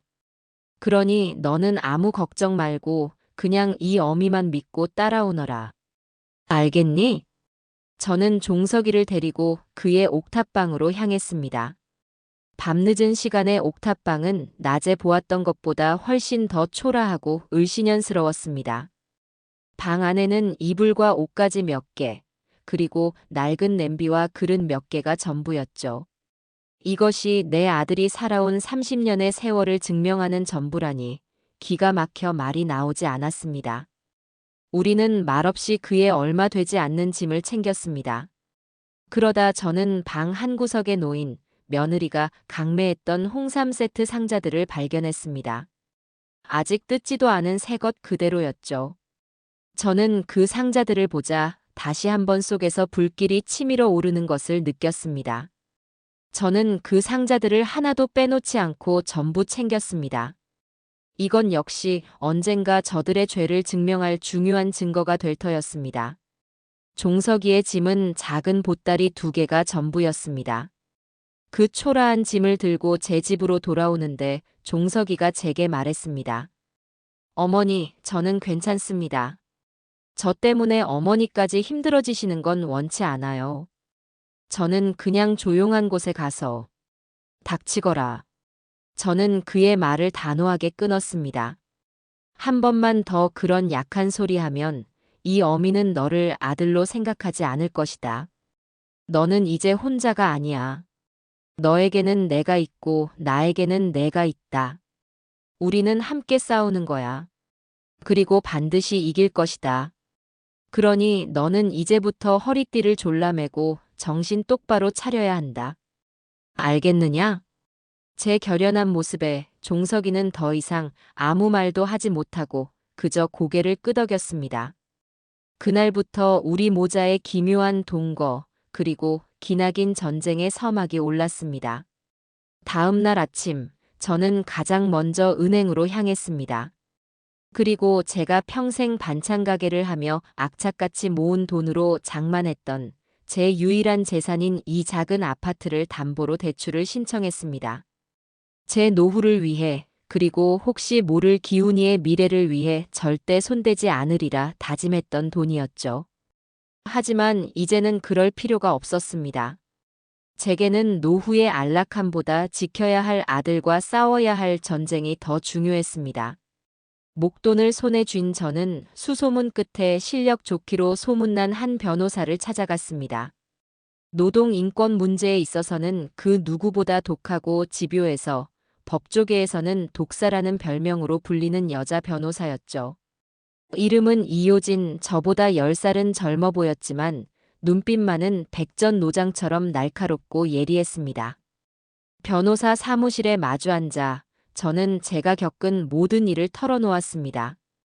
아들을 잃어버렸던 이야기부터 마트에서 그를 제외한 기막힌 사연, 그리고 며느리와 양아들의 추악한 배신까지. 그리고 제가 그동안 몰래 모아두었던 증거물들을 그녀 앞에 모두 꺼내 놓았습니다.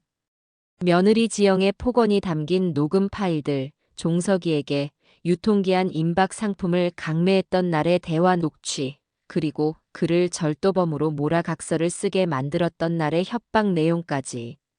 이효진 변호사는 처음에는 그저 기구한 사연 정도로 치부하는 듯 무덤덤한 표정으로 제 이야기를 듣고 있었습니다.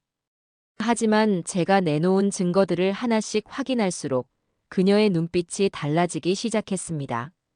무덤덤함은 날카로운 흥미로, 그리고 이내 차가운 분노로 변해갔습니다. 그녀는 마지막 녹음 파일까지 모두 확인한 뒤 한참 동안 말이 없다가 이윽고 제게 물었습니다. 그래서 어머님께서 원하시는 게 무엇입니까? 아드님의 억울함을 풀고 합당한 보상을 받는 것입니까? 저는 고개를 저었습니다. 아니요.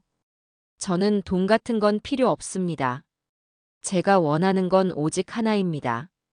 내 아들을 짓밟고 우리 모자를 기만한 저 악마 같은 것들을 법의 이름으로 철저하게 심판하고 사회에서 완전히 매장시켜버리는 것입니다. 그들을 제 손으로 지옥에 쳐넣을 수만 있다면 저는 제 남은 인생 전부를 걸어도 좋습니다. 제 대답을 들은 이효진 변호사의 입가에 희미하지만 분명한 미소가 걸렸습니다. 그것은 마치 잘 벼려진 칼날 같은 미소였습니다. 마음에 드네요. 어머님 같은 분이라면 저도 제 모든 것을 걸고 싸워볼 만하겠습니다. 좋습니다. 이 사건 제가 맡겠습니다. 그녀는 자리에서 일어나 제게 손을 내밀었습니다. 저는 그 손을 굳게 맞잡았습니다. 그것은 단순한 계약이 아니었습니다.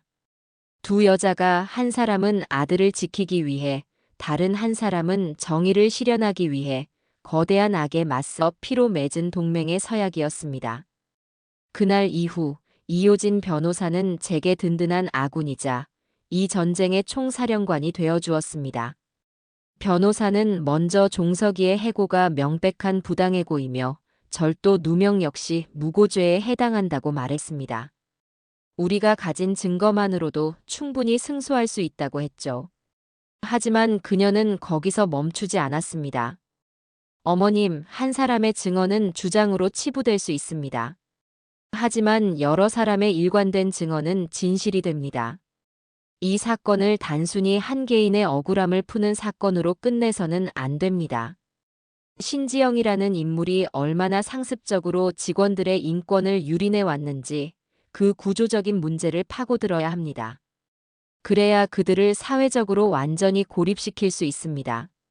변호사의 말은 옳았습니다.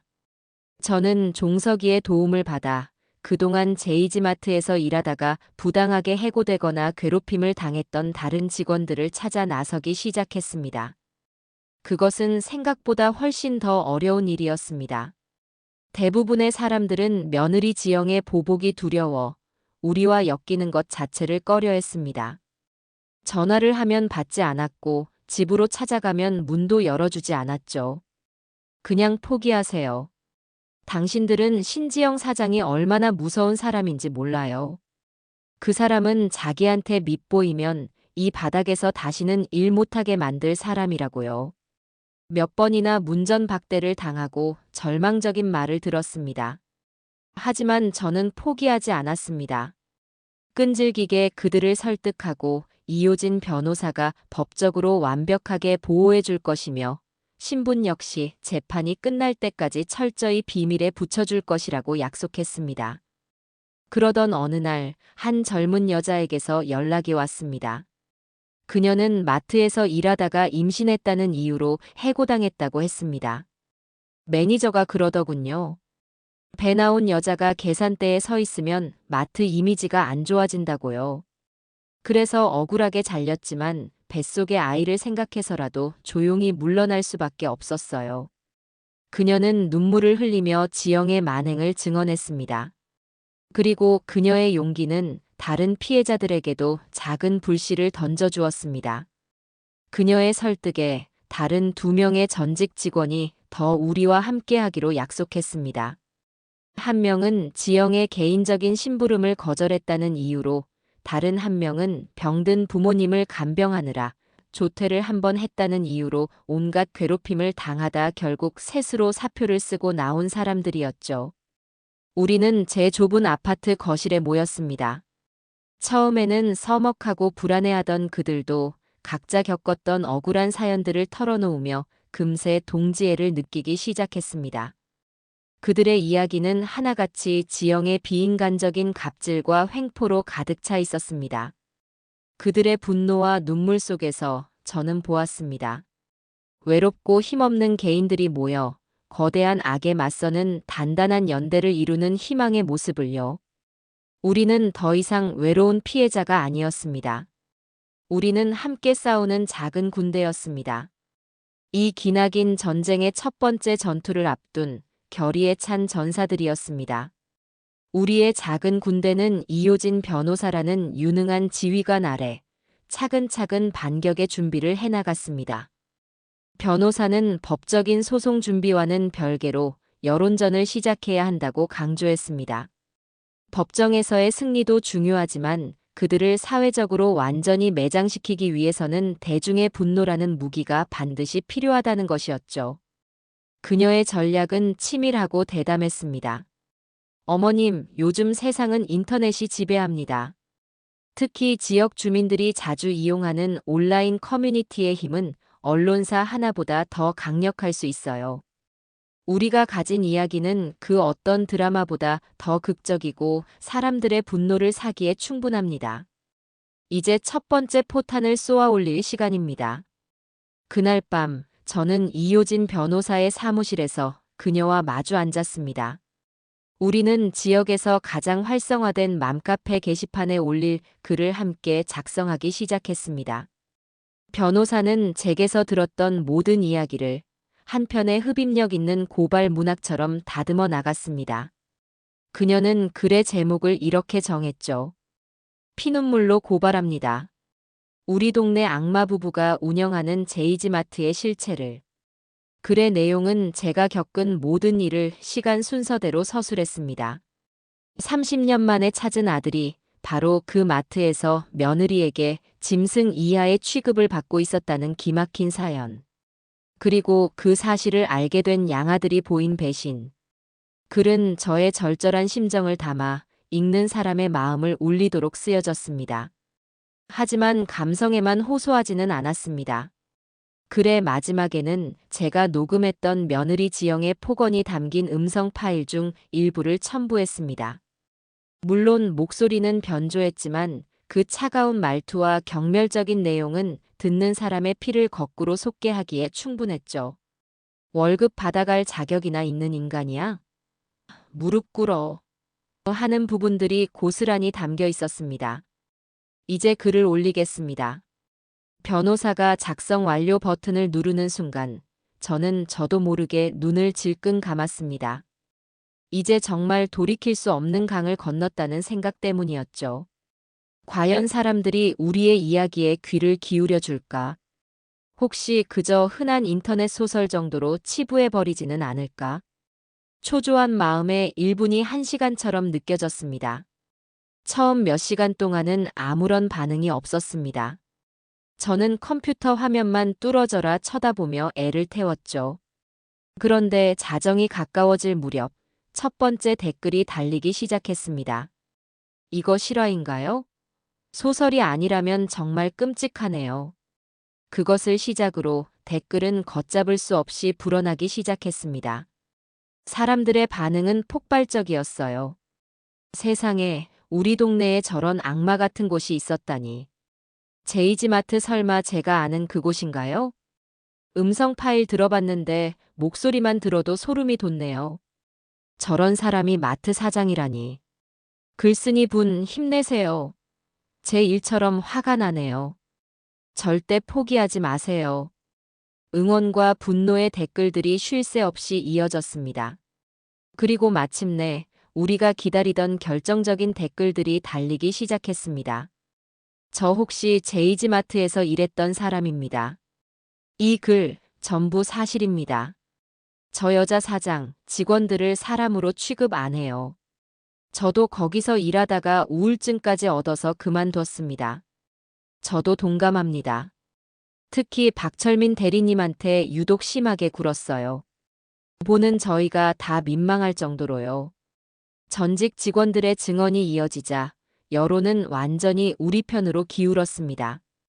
게시글은 순식간에 카페 최고 인기글로 등극했고 다른 SNS와 커뮤니티로 무서운 속도로 퍼져나갔습니다. 제이지마트 불매운동이라는 해시태그까지 등장했죠. 하룻밤 사이에 제이지마트는 동네의 자랑거리에서 악마가 운영하는 갑질마트로 전락해버린 겁니다. 며칠 뒤 저는 모자와 마스크로 얼굴을 가린 채 마트의 상황을 살피러 갔습니다. 마트 안은 눈에 띄게 한산했습니다. 물건을 사는 사람들보다 구경하며 수군거리는 사람들이 더 많아 보였어요. 저는 며느리 지영과 기훈이가 당황한 기색으로 직원들을 닥달하는 모습을 멀리서 지켜보았습니다. 그들의 얼굴에 떠오른 당혹감과 분노를 보니 왠지 모를 통쾌함이 느껴졌습니다. 이것은 이제 시작일 뿐이었습니다. 그리고 마침내 이효진 변호사가 예측했던 대로 언론사에서 연락이 왔습니다. 지역 방송국의 젊은 탐사보도 기자라고 자신을 소개한 조민이라는 기자였죠. 그녀는 인터넷을 뜨겁게 달군 제이지마트 사건의 진실을 취재하고 싶다며 글쓴이인 저와의 인터뷰를 간곡하게 요청했습니다. 변호사는 신중해야 한다고 말했지만 저는 이것이 하늘이 준 기회라고 생각했습니다. 우리의 목소리를, 우리의 억울함을 더 많은 사람에게 알릴 수 있는 기회. 우리는 기자의 인터뷰 요청에 응하기로 했습니다. 물론 재판이 끝나기 전까지 저와 종석이의 신원은 철저히 비밀에 붙인다는 조건 하에서였죠. 인터뷰는 이효진 변호사의 사무실에서 진행되었습니다. 카메라와 조명이 설치되고 젊은 여기자가 제 앞에 마주 앉았습니다. 저는 카메라가 돌기 시작하자 떨리는 목소리로 하지만 단호하게 제 이야기를 시작했습니다. 제 목소리는 음성 변조되었고 제 모습은 검은 실루엣으로 처리되었지만 제 말에 담긴 분노와 슬픔은 그 어떤 영상보다 더 선명하게 전달될 것이라고 믿었습니다. 저는 30년 전 잃어버린 아들을 그리워하며 살아온 제 삶과 그런 제게 유일한 위안이 되어주었던 양아들에 대한 이야기를 했습니다. 그리고 마침내 찾은 친아들이 바로 그 양아들과 그의 아내에게 어떤 수모를 겪었는지 눈물을 삼키며 증언했습니다. 제 옆에는 저처럼 검은 실루엣으로 처리된 종석이가 말없이 앉아 있었습니다. 그의 존재만으로도 제 이야기의 신빙성은 더욱 높아졌죠. 인터뷰 말미에 조 기자가 제게 물었습니다. 어머님께서 이 싸움을 통해 궁극적으로 원하시는 것이 무엇인가요? 저는 카메라 렌즈를 똑바로 바라보며 제 마음속에 있는 단 하나의 바람을 말했습니다. 저는 거창한 것을 바라지 않습니다. 그저 내 아들이 더 이상 죄인처럼 고개 숙이지 않고 세상 앞에서 어깨 펴고 당당하게 살아갈 수 있게 되기를 바랄 뿐입니다. 그리고 한 인간의 존엄성을 벌레처럼 짓밟은 사람들이 그에 합당한 벌을 받기를 바랍니다. 법으로부터 그리고 세상으로부터 가장 혹독한 심판을 받게 되기를 바랍니다. 제 말이 끝나자 스튜디오 안에는 잠시 정적이 흘렀습니다. 조 기자는 카메라를 끄고 나서도 한참 동안 충격에서 헤어나오지 못하는 표정이었습니다. 그녀는 제게 다가와 제 손을 잡으며 말했죠. 어머님, 걱정하지 마세요. 저희가 이 사건 끝까지 추적해서 진실을 밝히겠습니다. 사무실을 나서자 밤하늘에는 별이 가득했습니다. 저는 저 별들 중 어딘가에서 남편이 저와 제 아들을 지켜보고 있을 것이라고 생각했습니다. 여보, 보고 있소? 내가 우리 아들 반드시 지켜내겠소. 그리고 저 악독한 것들 내 손으로 반드시 무릎 꿇리고야 말겠소. 저는 차가운 밤 공기 속에서 다시 한번 굳은 결의를 다졌습니다. 이제 전쟁은 시작되었고 세상은 우리 편이었습니다. 거대한 폭풍이 제이지마트를 향해 무섭게 몰려가고 있었습니다. 우리 모자의 인터뷰가 담긴 탐사보도 프로그램은 그 주 금요일 저녁 황금 시간대에 방송되었습니다. 파급력은 상상을 초월했습니다. 지역 인터넷 카페를 뜨겁게 달구던 이야기는 방송 전파를 타는 순간 전국적인 사건이 되었습니다. 다음 날 아침 세상은 온통 제이지마트 이야기로 들끓었습니다. 주요 신문 사회면 일면은 제이와이마트 갑질 사태, 알고 보니 피해 직원은 시어머니의 잃어버린 아들 같은 자극적인 제목들로 도배되었습니다. 아침 뉴스 프로그램에서는 연일 전문가들이 나와 이번 사건이 우리 사회의 심각한 갑질 문화와 인권 불감증을 보여주는 단적인 예라며 목소리를 높였습니다. 제이지마트 앞은 그야말로 아수라장이었습니다. 방송을 보고 분노한 시민들이 몰려와 마트 입구에 계란을 던지고 악마 기업은 물러가라는 등의 문구가 적힌 피켓을 들고 시위를 벌였습니다. 각종 언론사에서 나온 취재 차량과 기자들이 마트 주변을 완전히 포위했죠. 며느리 지영과 기훈이는 마트 안에서 옴짝달싹도 못하는 신세가 되었습니다.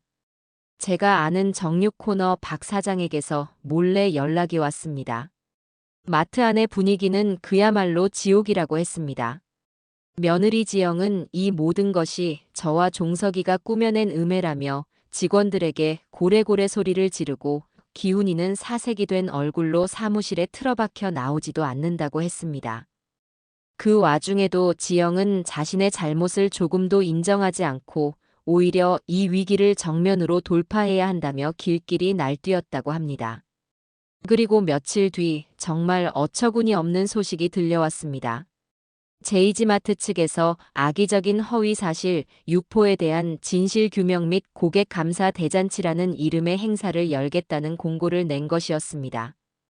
행사 당일 마트 앞에서 기자회견을 열어 자신들의 억울함을 호소하고 동시에 파격적인 할인 행사로 떠나간 고객들의 마음을 되돌리겠다는 그야말로 뻔뻔하기 짝이 없는 작전이었죠. 아마도 지영은 자신이 여전히 이 상황을 통제하고 여론을 뒤집을 수 있다고 착각했던 모양입니다. 그 오만함과 어리석음이 그녀 스스로를 위한 무덤을 파게 될 줄은 꿈에도 몰랐겠죠. 이효진 변호사의 사무실에 우리 작은 군대가 모두 모였습니다. 저와 종석이 그리고 용기를 내어준 다른 피해자들이었죠. 변호사는 제이지마트의 행사 공고문을 보며 마치 기다렸다는 듯이 비릿한 미소를 지었습니다. 스스로 심판대를 마련해 주겠다니 정말 고마운 일이군요. 호랑이를 잡으려면 호랑이 굴로 직접 들어가는 것이 가장 확실한 법입니다. 여러분, 이제 마지막 전투를 준비할 시간입니다. 변호사의 계획은 대담하고 치밀했습니다. 행사 당일 지영과 기훈이가 기자회견을 하는 그 순간을 노려 우리가 현장에 나타나 모든 진실을 폭로한다는 것이었습니다. 그녀는 거대한 이동식 스크린과 고성능 스피커까지 준비했습니다. 우리가 가진 모든 증거들을 그 자리에 모인 모든 기자들과 사람들 앞에서 남김없이 공개할 작정이었습니다. 인터뷰를 했던 조민희 기자와 그녀의 방송국 팀도 우리와 함께하기로 했습니다. 그들은 이 모든 과정을 생생하게 카메라에 담아 저녁 뉴스 헤드라인으로 내보낼 준비를 마쳤죠. 결전의 날이 밝았습니다.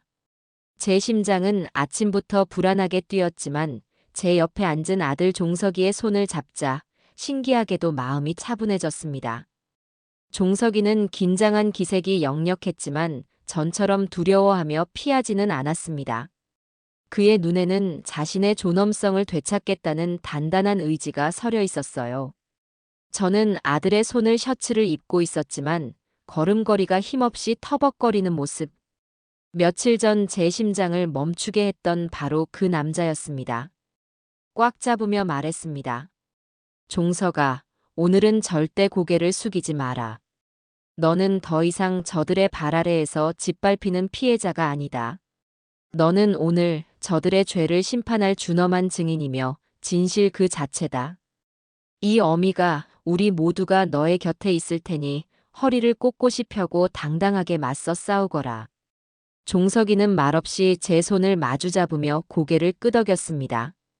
행사가 열리는 마트 앞 광장은 그야말로 인산인해를 이루고 있었습니다.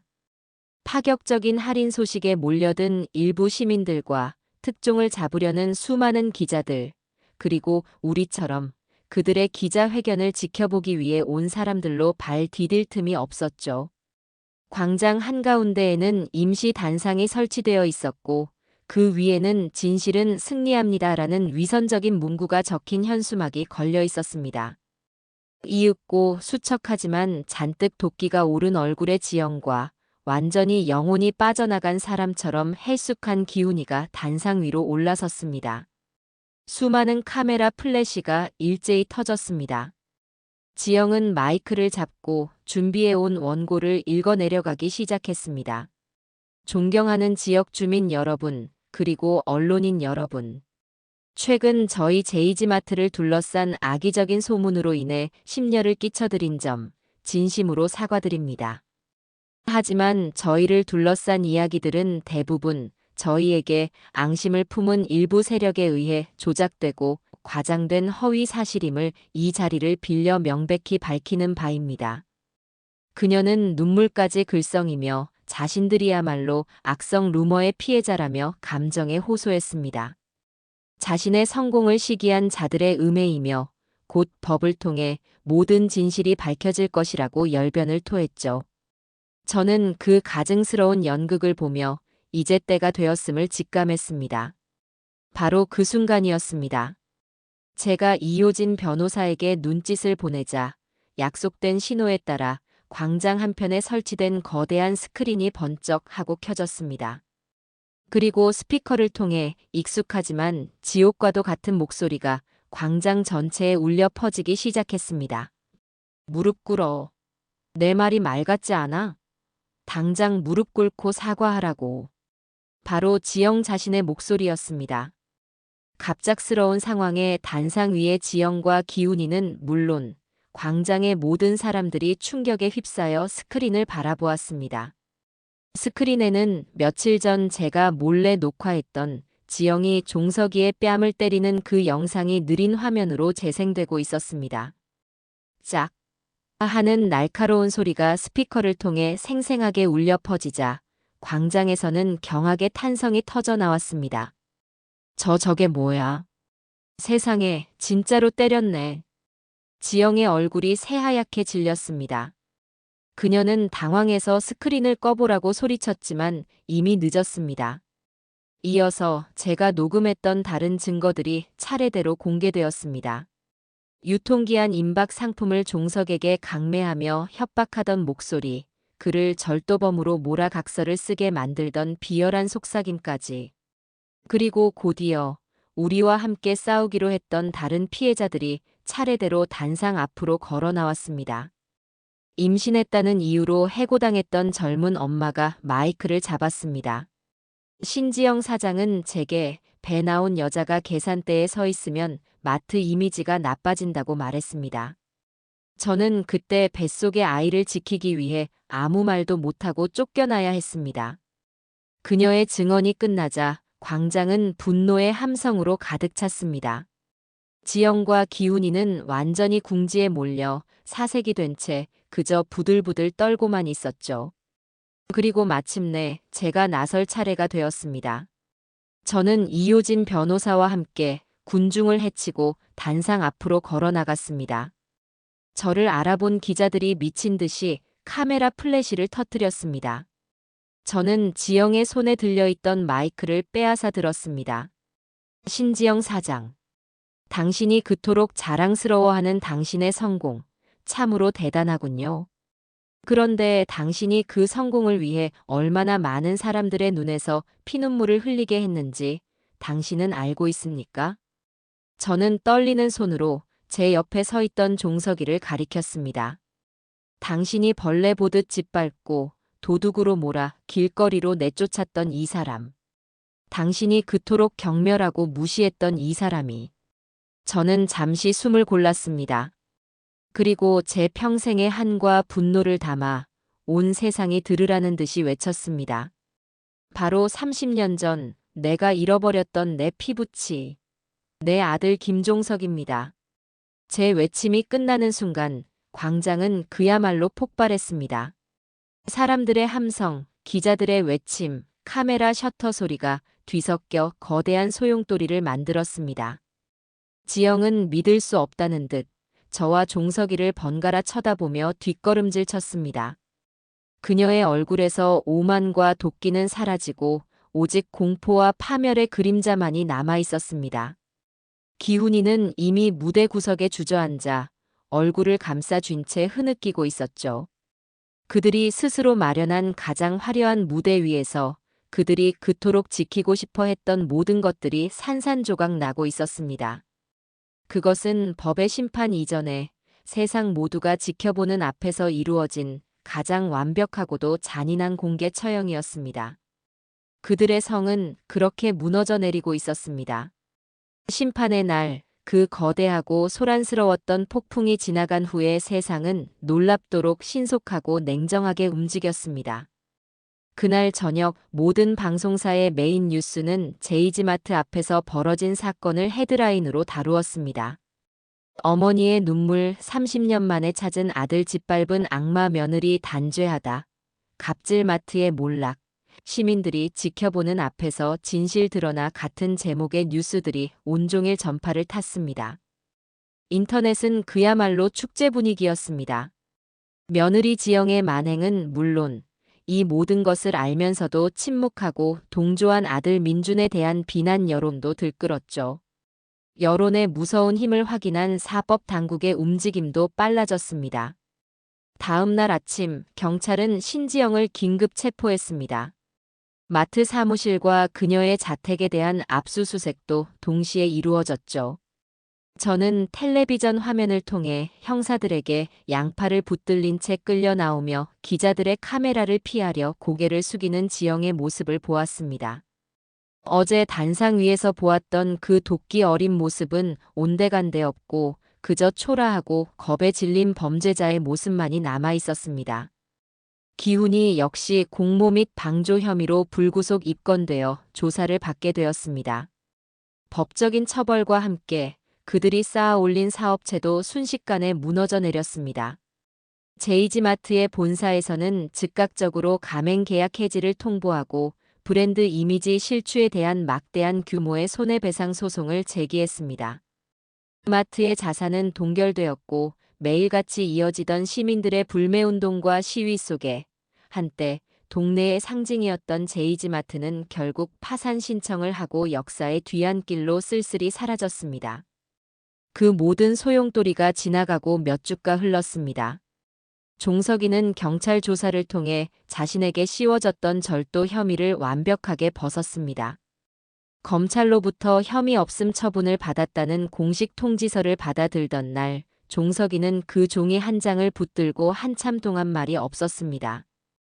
평생 그를 짓눌러왔던 가난과 멸시, 그리고 마지막에는 범죄자라는 누명까지. 그 모든 억울함의 무게를 그 얇은 종이 한 장이 비로소 덜어준 셈이었죠. 어느 날 저녁 초인종 소리가 들렸습니다. 문을 열자 그곳에는 완전히 다른 사람이 되어버린 기훈이가 서 있었습니다. 몇 주 사이에 수십 년은 늙어버린 듯 그의 얼굴은 헬쑥하고 머리는 헝클어져 있었으며 값비싼 옷 대신 구겨진 셔츠를 입고 있었습니다. 그는 저와 제 뒤에 서 있는 종석이를 보더니 그 자리에 털썩 무릎을 꿇었습니다. 어머니, 형님, 제가 죽을 죄를 지었습니다. 기훈이는 바닥에 머리를 찌으며 오열하기 시작했습니다. 자신이 어리석었다고, 지영이에게 속았다고, 자신의 자리를 잃을까 두려워 눈이 멀었었다고 횡설수설하며 용서를 빌었습니다. 만약 예전의 저였다면 그 모습을 보고 마음이 약해졌을지도 모릅니다. 피보다 진한 정으로 키운 아들의 눈물이었으니까요. 하지만 제 마음은 이제 얼음장처럼 차갑게 식어 있었습니다. 그의 눈물 속에서 저는 진정한 반성이 아닌 모든 것을 잃어버린 자의 뒤늦은 후회와 자기 연민만을 보았을 뿐입니다. 저는 조용히 그를 내려다보며 말했습니다. 기훈아, 일어나거라. 이제 와서 그런 눈물을 보이는 것은 아무 의미가 없다. 제 차가운 목소리에 기훈이는 고개를 들었습니다. 그의 눈에는 절박함이 가득 차 있었죠. 어머니, 제가 다 잘못했습니다. 다시는 안 그럴게요. 제발 저를 한 번만 용서해 주세요. 저는 어머니 없으면 못 살아요. 저는 깊은 한숨을 내쉬었습니다. 그리고 제 마음속에 남아있는 마지막 감정의 찌꺼기들을 모두 긁어모아 그에게 마지막 말을 건넸습니다. 그것은 분노도 증오도 아닌 아주 깊고 서글픈 체념의 말이었습니다. 내가 너를 처음 보육원에서 데려오던 날을 기억한다. 낯선 환경에 겁을 먹고 내 옷자락만 붙들고 있던 작고 여린 아이였지. 나는 그 아이에게 이 세상 전부를 주어도 아깝지 않다고 생각했다. 핏줄은 중요하지 않았다. 너는 내게 하늘이 다시 보내준 아들이었고 내 삶의 이유였으며 내 모든 것이었다. 나는 너를 그렇게 사랑으로 키웠다. 어머니. 그런데 너는 그 사랑의 배신으로 답했다. 너는 너의 어미보다 30년 만에 찾은 너의 형제보다 한 인간의 최소한의 존엄성보다 너의 아내와 너의 돈, 그리고 너의 하찮은 사회적 지위를 선택했다. 나는 더 이상 너를 미워할 수도 원망할 수도 없구나. 왜냐하면 저는 잠시 말을 멈추고 그의 눈을 똑바로 들여다보았습니다. 내 눈에는 더 이상 내가 사랑했던 내 아들 기훈이가 보이지 않기 때문이다. 너는 그저 내 아들과 닮은 얼굴을 한 아주 낯선 사람일 뿐이다. 제 마지막 말은 그에게 내려진 가장 무거운 형벌이었을 겁니다. 그의 얼굴에서 마지막 희망의 빛이 사라지는 것을 보았습니다. 그는 더 이상 아무 말도 하지 못하고 멍하니 저를 바라보다가 이내 비틀거리며 일어나 도망치듯 집을 빠져나갔습니다. 그날 이후 저는 다시는 기훈이를 보지 못했습니다. 시간이 흘러 지영에 대한 법원의 판결이 나왔습니다. 그녀는 징역 1년에 집행유예 2년, 그리고 피해자들에 대한 거액의 손해배상 판결을 받았습니다. 실형은 면했지만 그녀의 인생에는 전과자라는 지워지지 않는 낙인이 찍혔죠. 모든 것을 잃은 지영과 기훈은 남은 재산을 두고 서로를 물어뜯으며 추하게 싸우다 결국 이혼했다는 소문이 들려왔습니다. 그들이 살던 동네에서도 완전히 자취를 감추었죠. 한때 동네의 선망의 대상이었던 그들 부부의 존재는 이제 사람들의 입에 오르내리는 흉흉한 가십거리, 그리고 죄 지으면 벌 받는다는 평범한 진리를 증명하는 산 교본으로만 남게 되었습니다. 저는 그 소식을 전해 들으며 아무런 감정도 느끼지 못했습니다. 기쁨도 통쾌함도 없었어요. 그저 길고 길었던 지독한 열병이 마침내 끝났다는 안도감만이 희미하게 밀려올 뿐이었습니다. 복수는 끝났습니다. 하지만 그 복수의 끝에서 제가 마주한 것은 화려한 승리가 아닌 모든 것이 타버린 잿더미와 깊은 허무함이었습니다. 이제는 그 잿더미 위에서 내 진짜 아들 종석이와 함께 새로운 희망의 씨앗을 심어야 할 시간이었습니다. 모든 폭풍이 지나가고 세상은 언제 그런 일이 있었냐는 듯이 다시 평온을 되찾았습니다.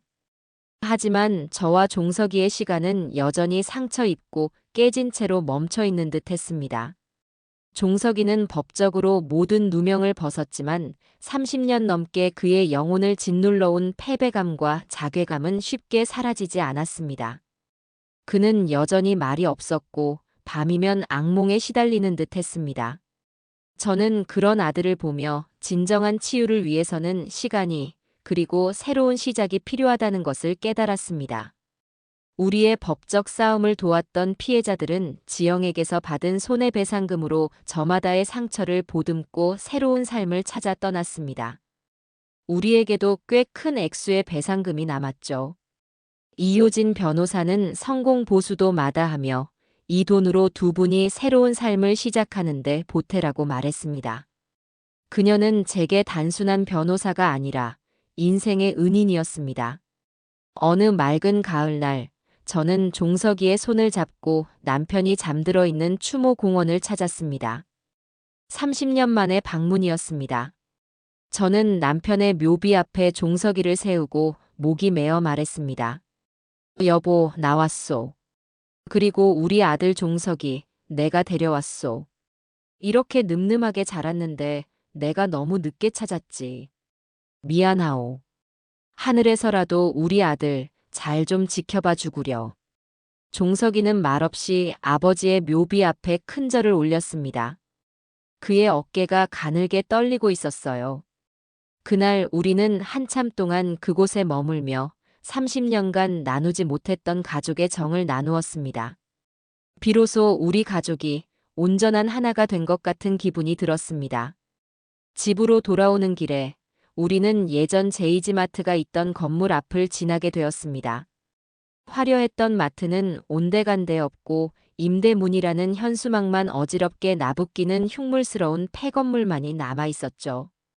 그곳은 우리 모자에게 끔찍한 고통의 장소이자 동시에 기적 같은 재회의 장소이기도 했습니다.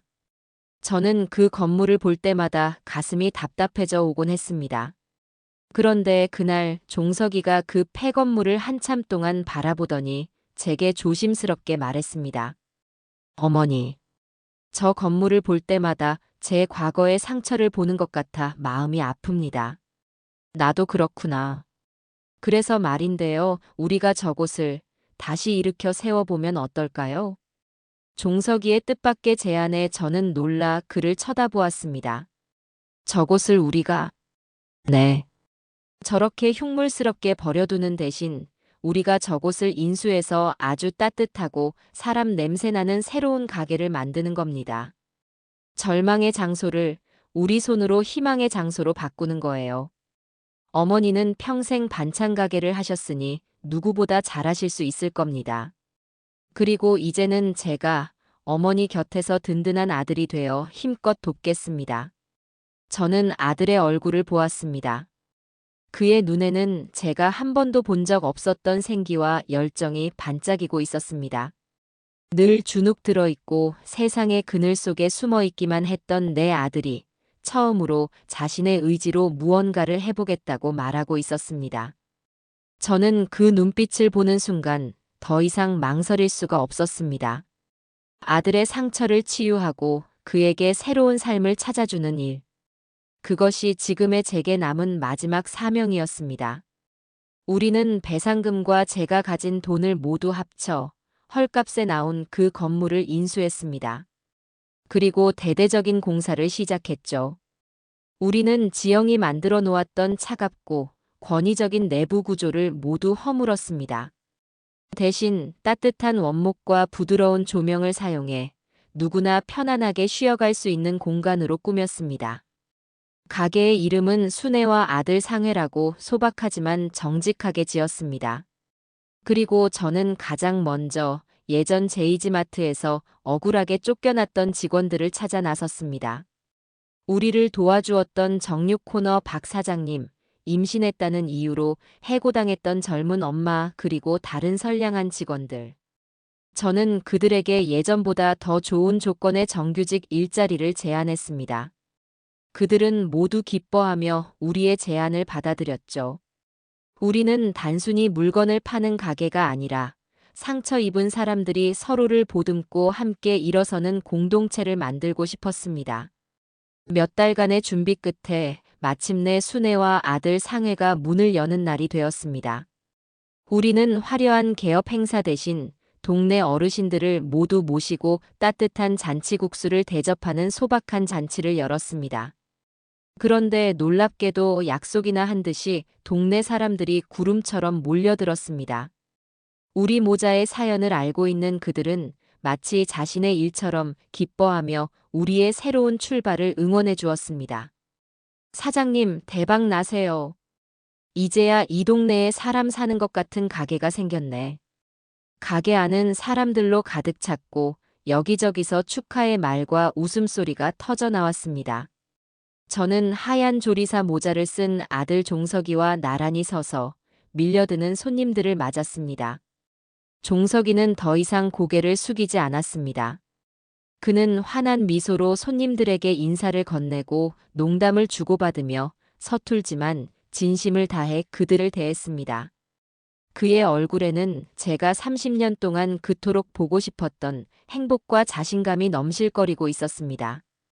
분주한 하루가 끝나고 마지막 손님까지 모두 돌아간 텅 빈 가게에 아들과 단둘이 남았습니다.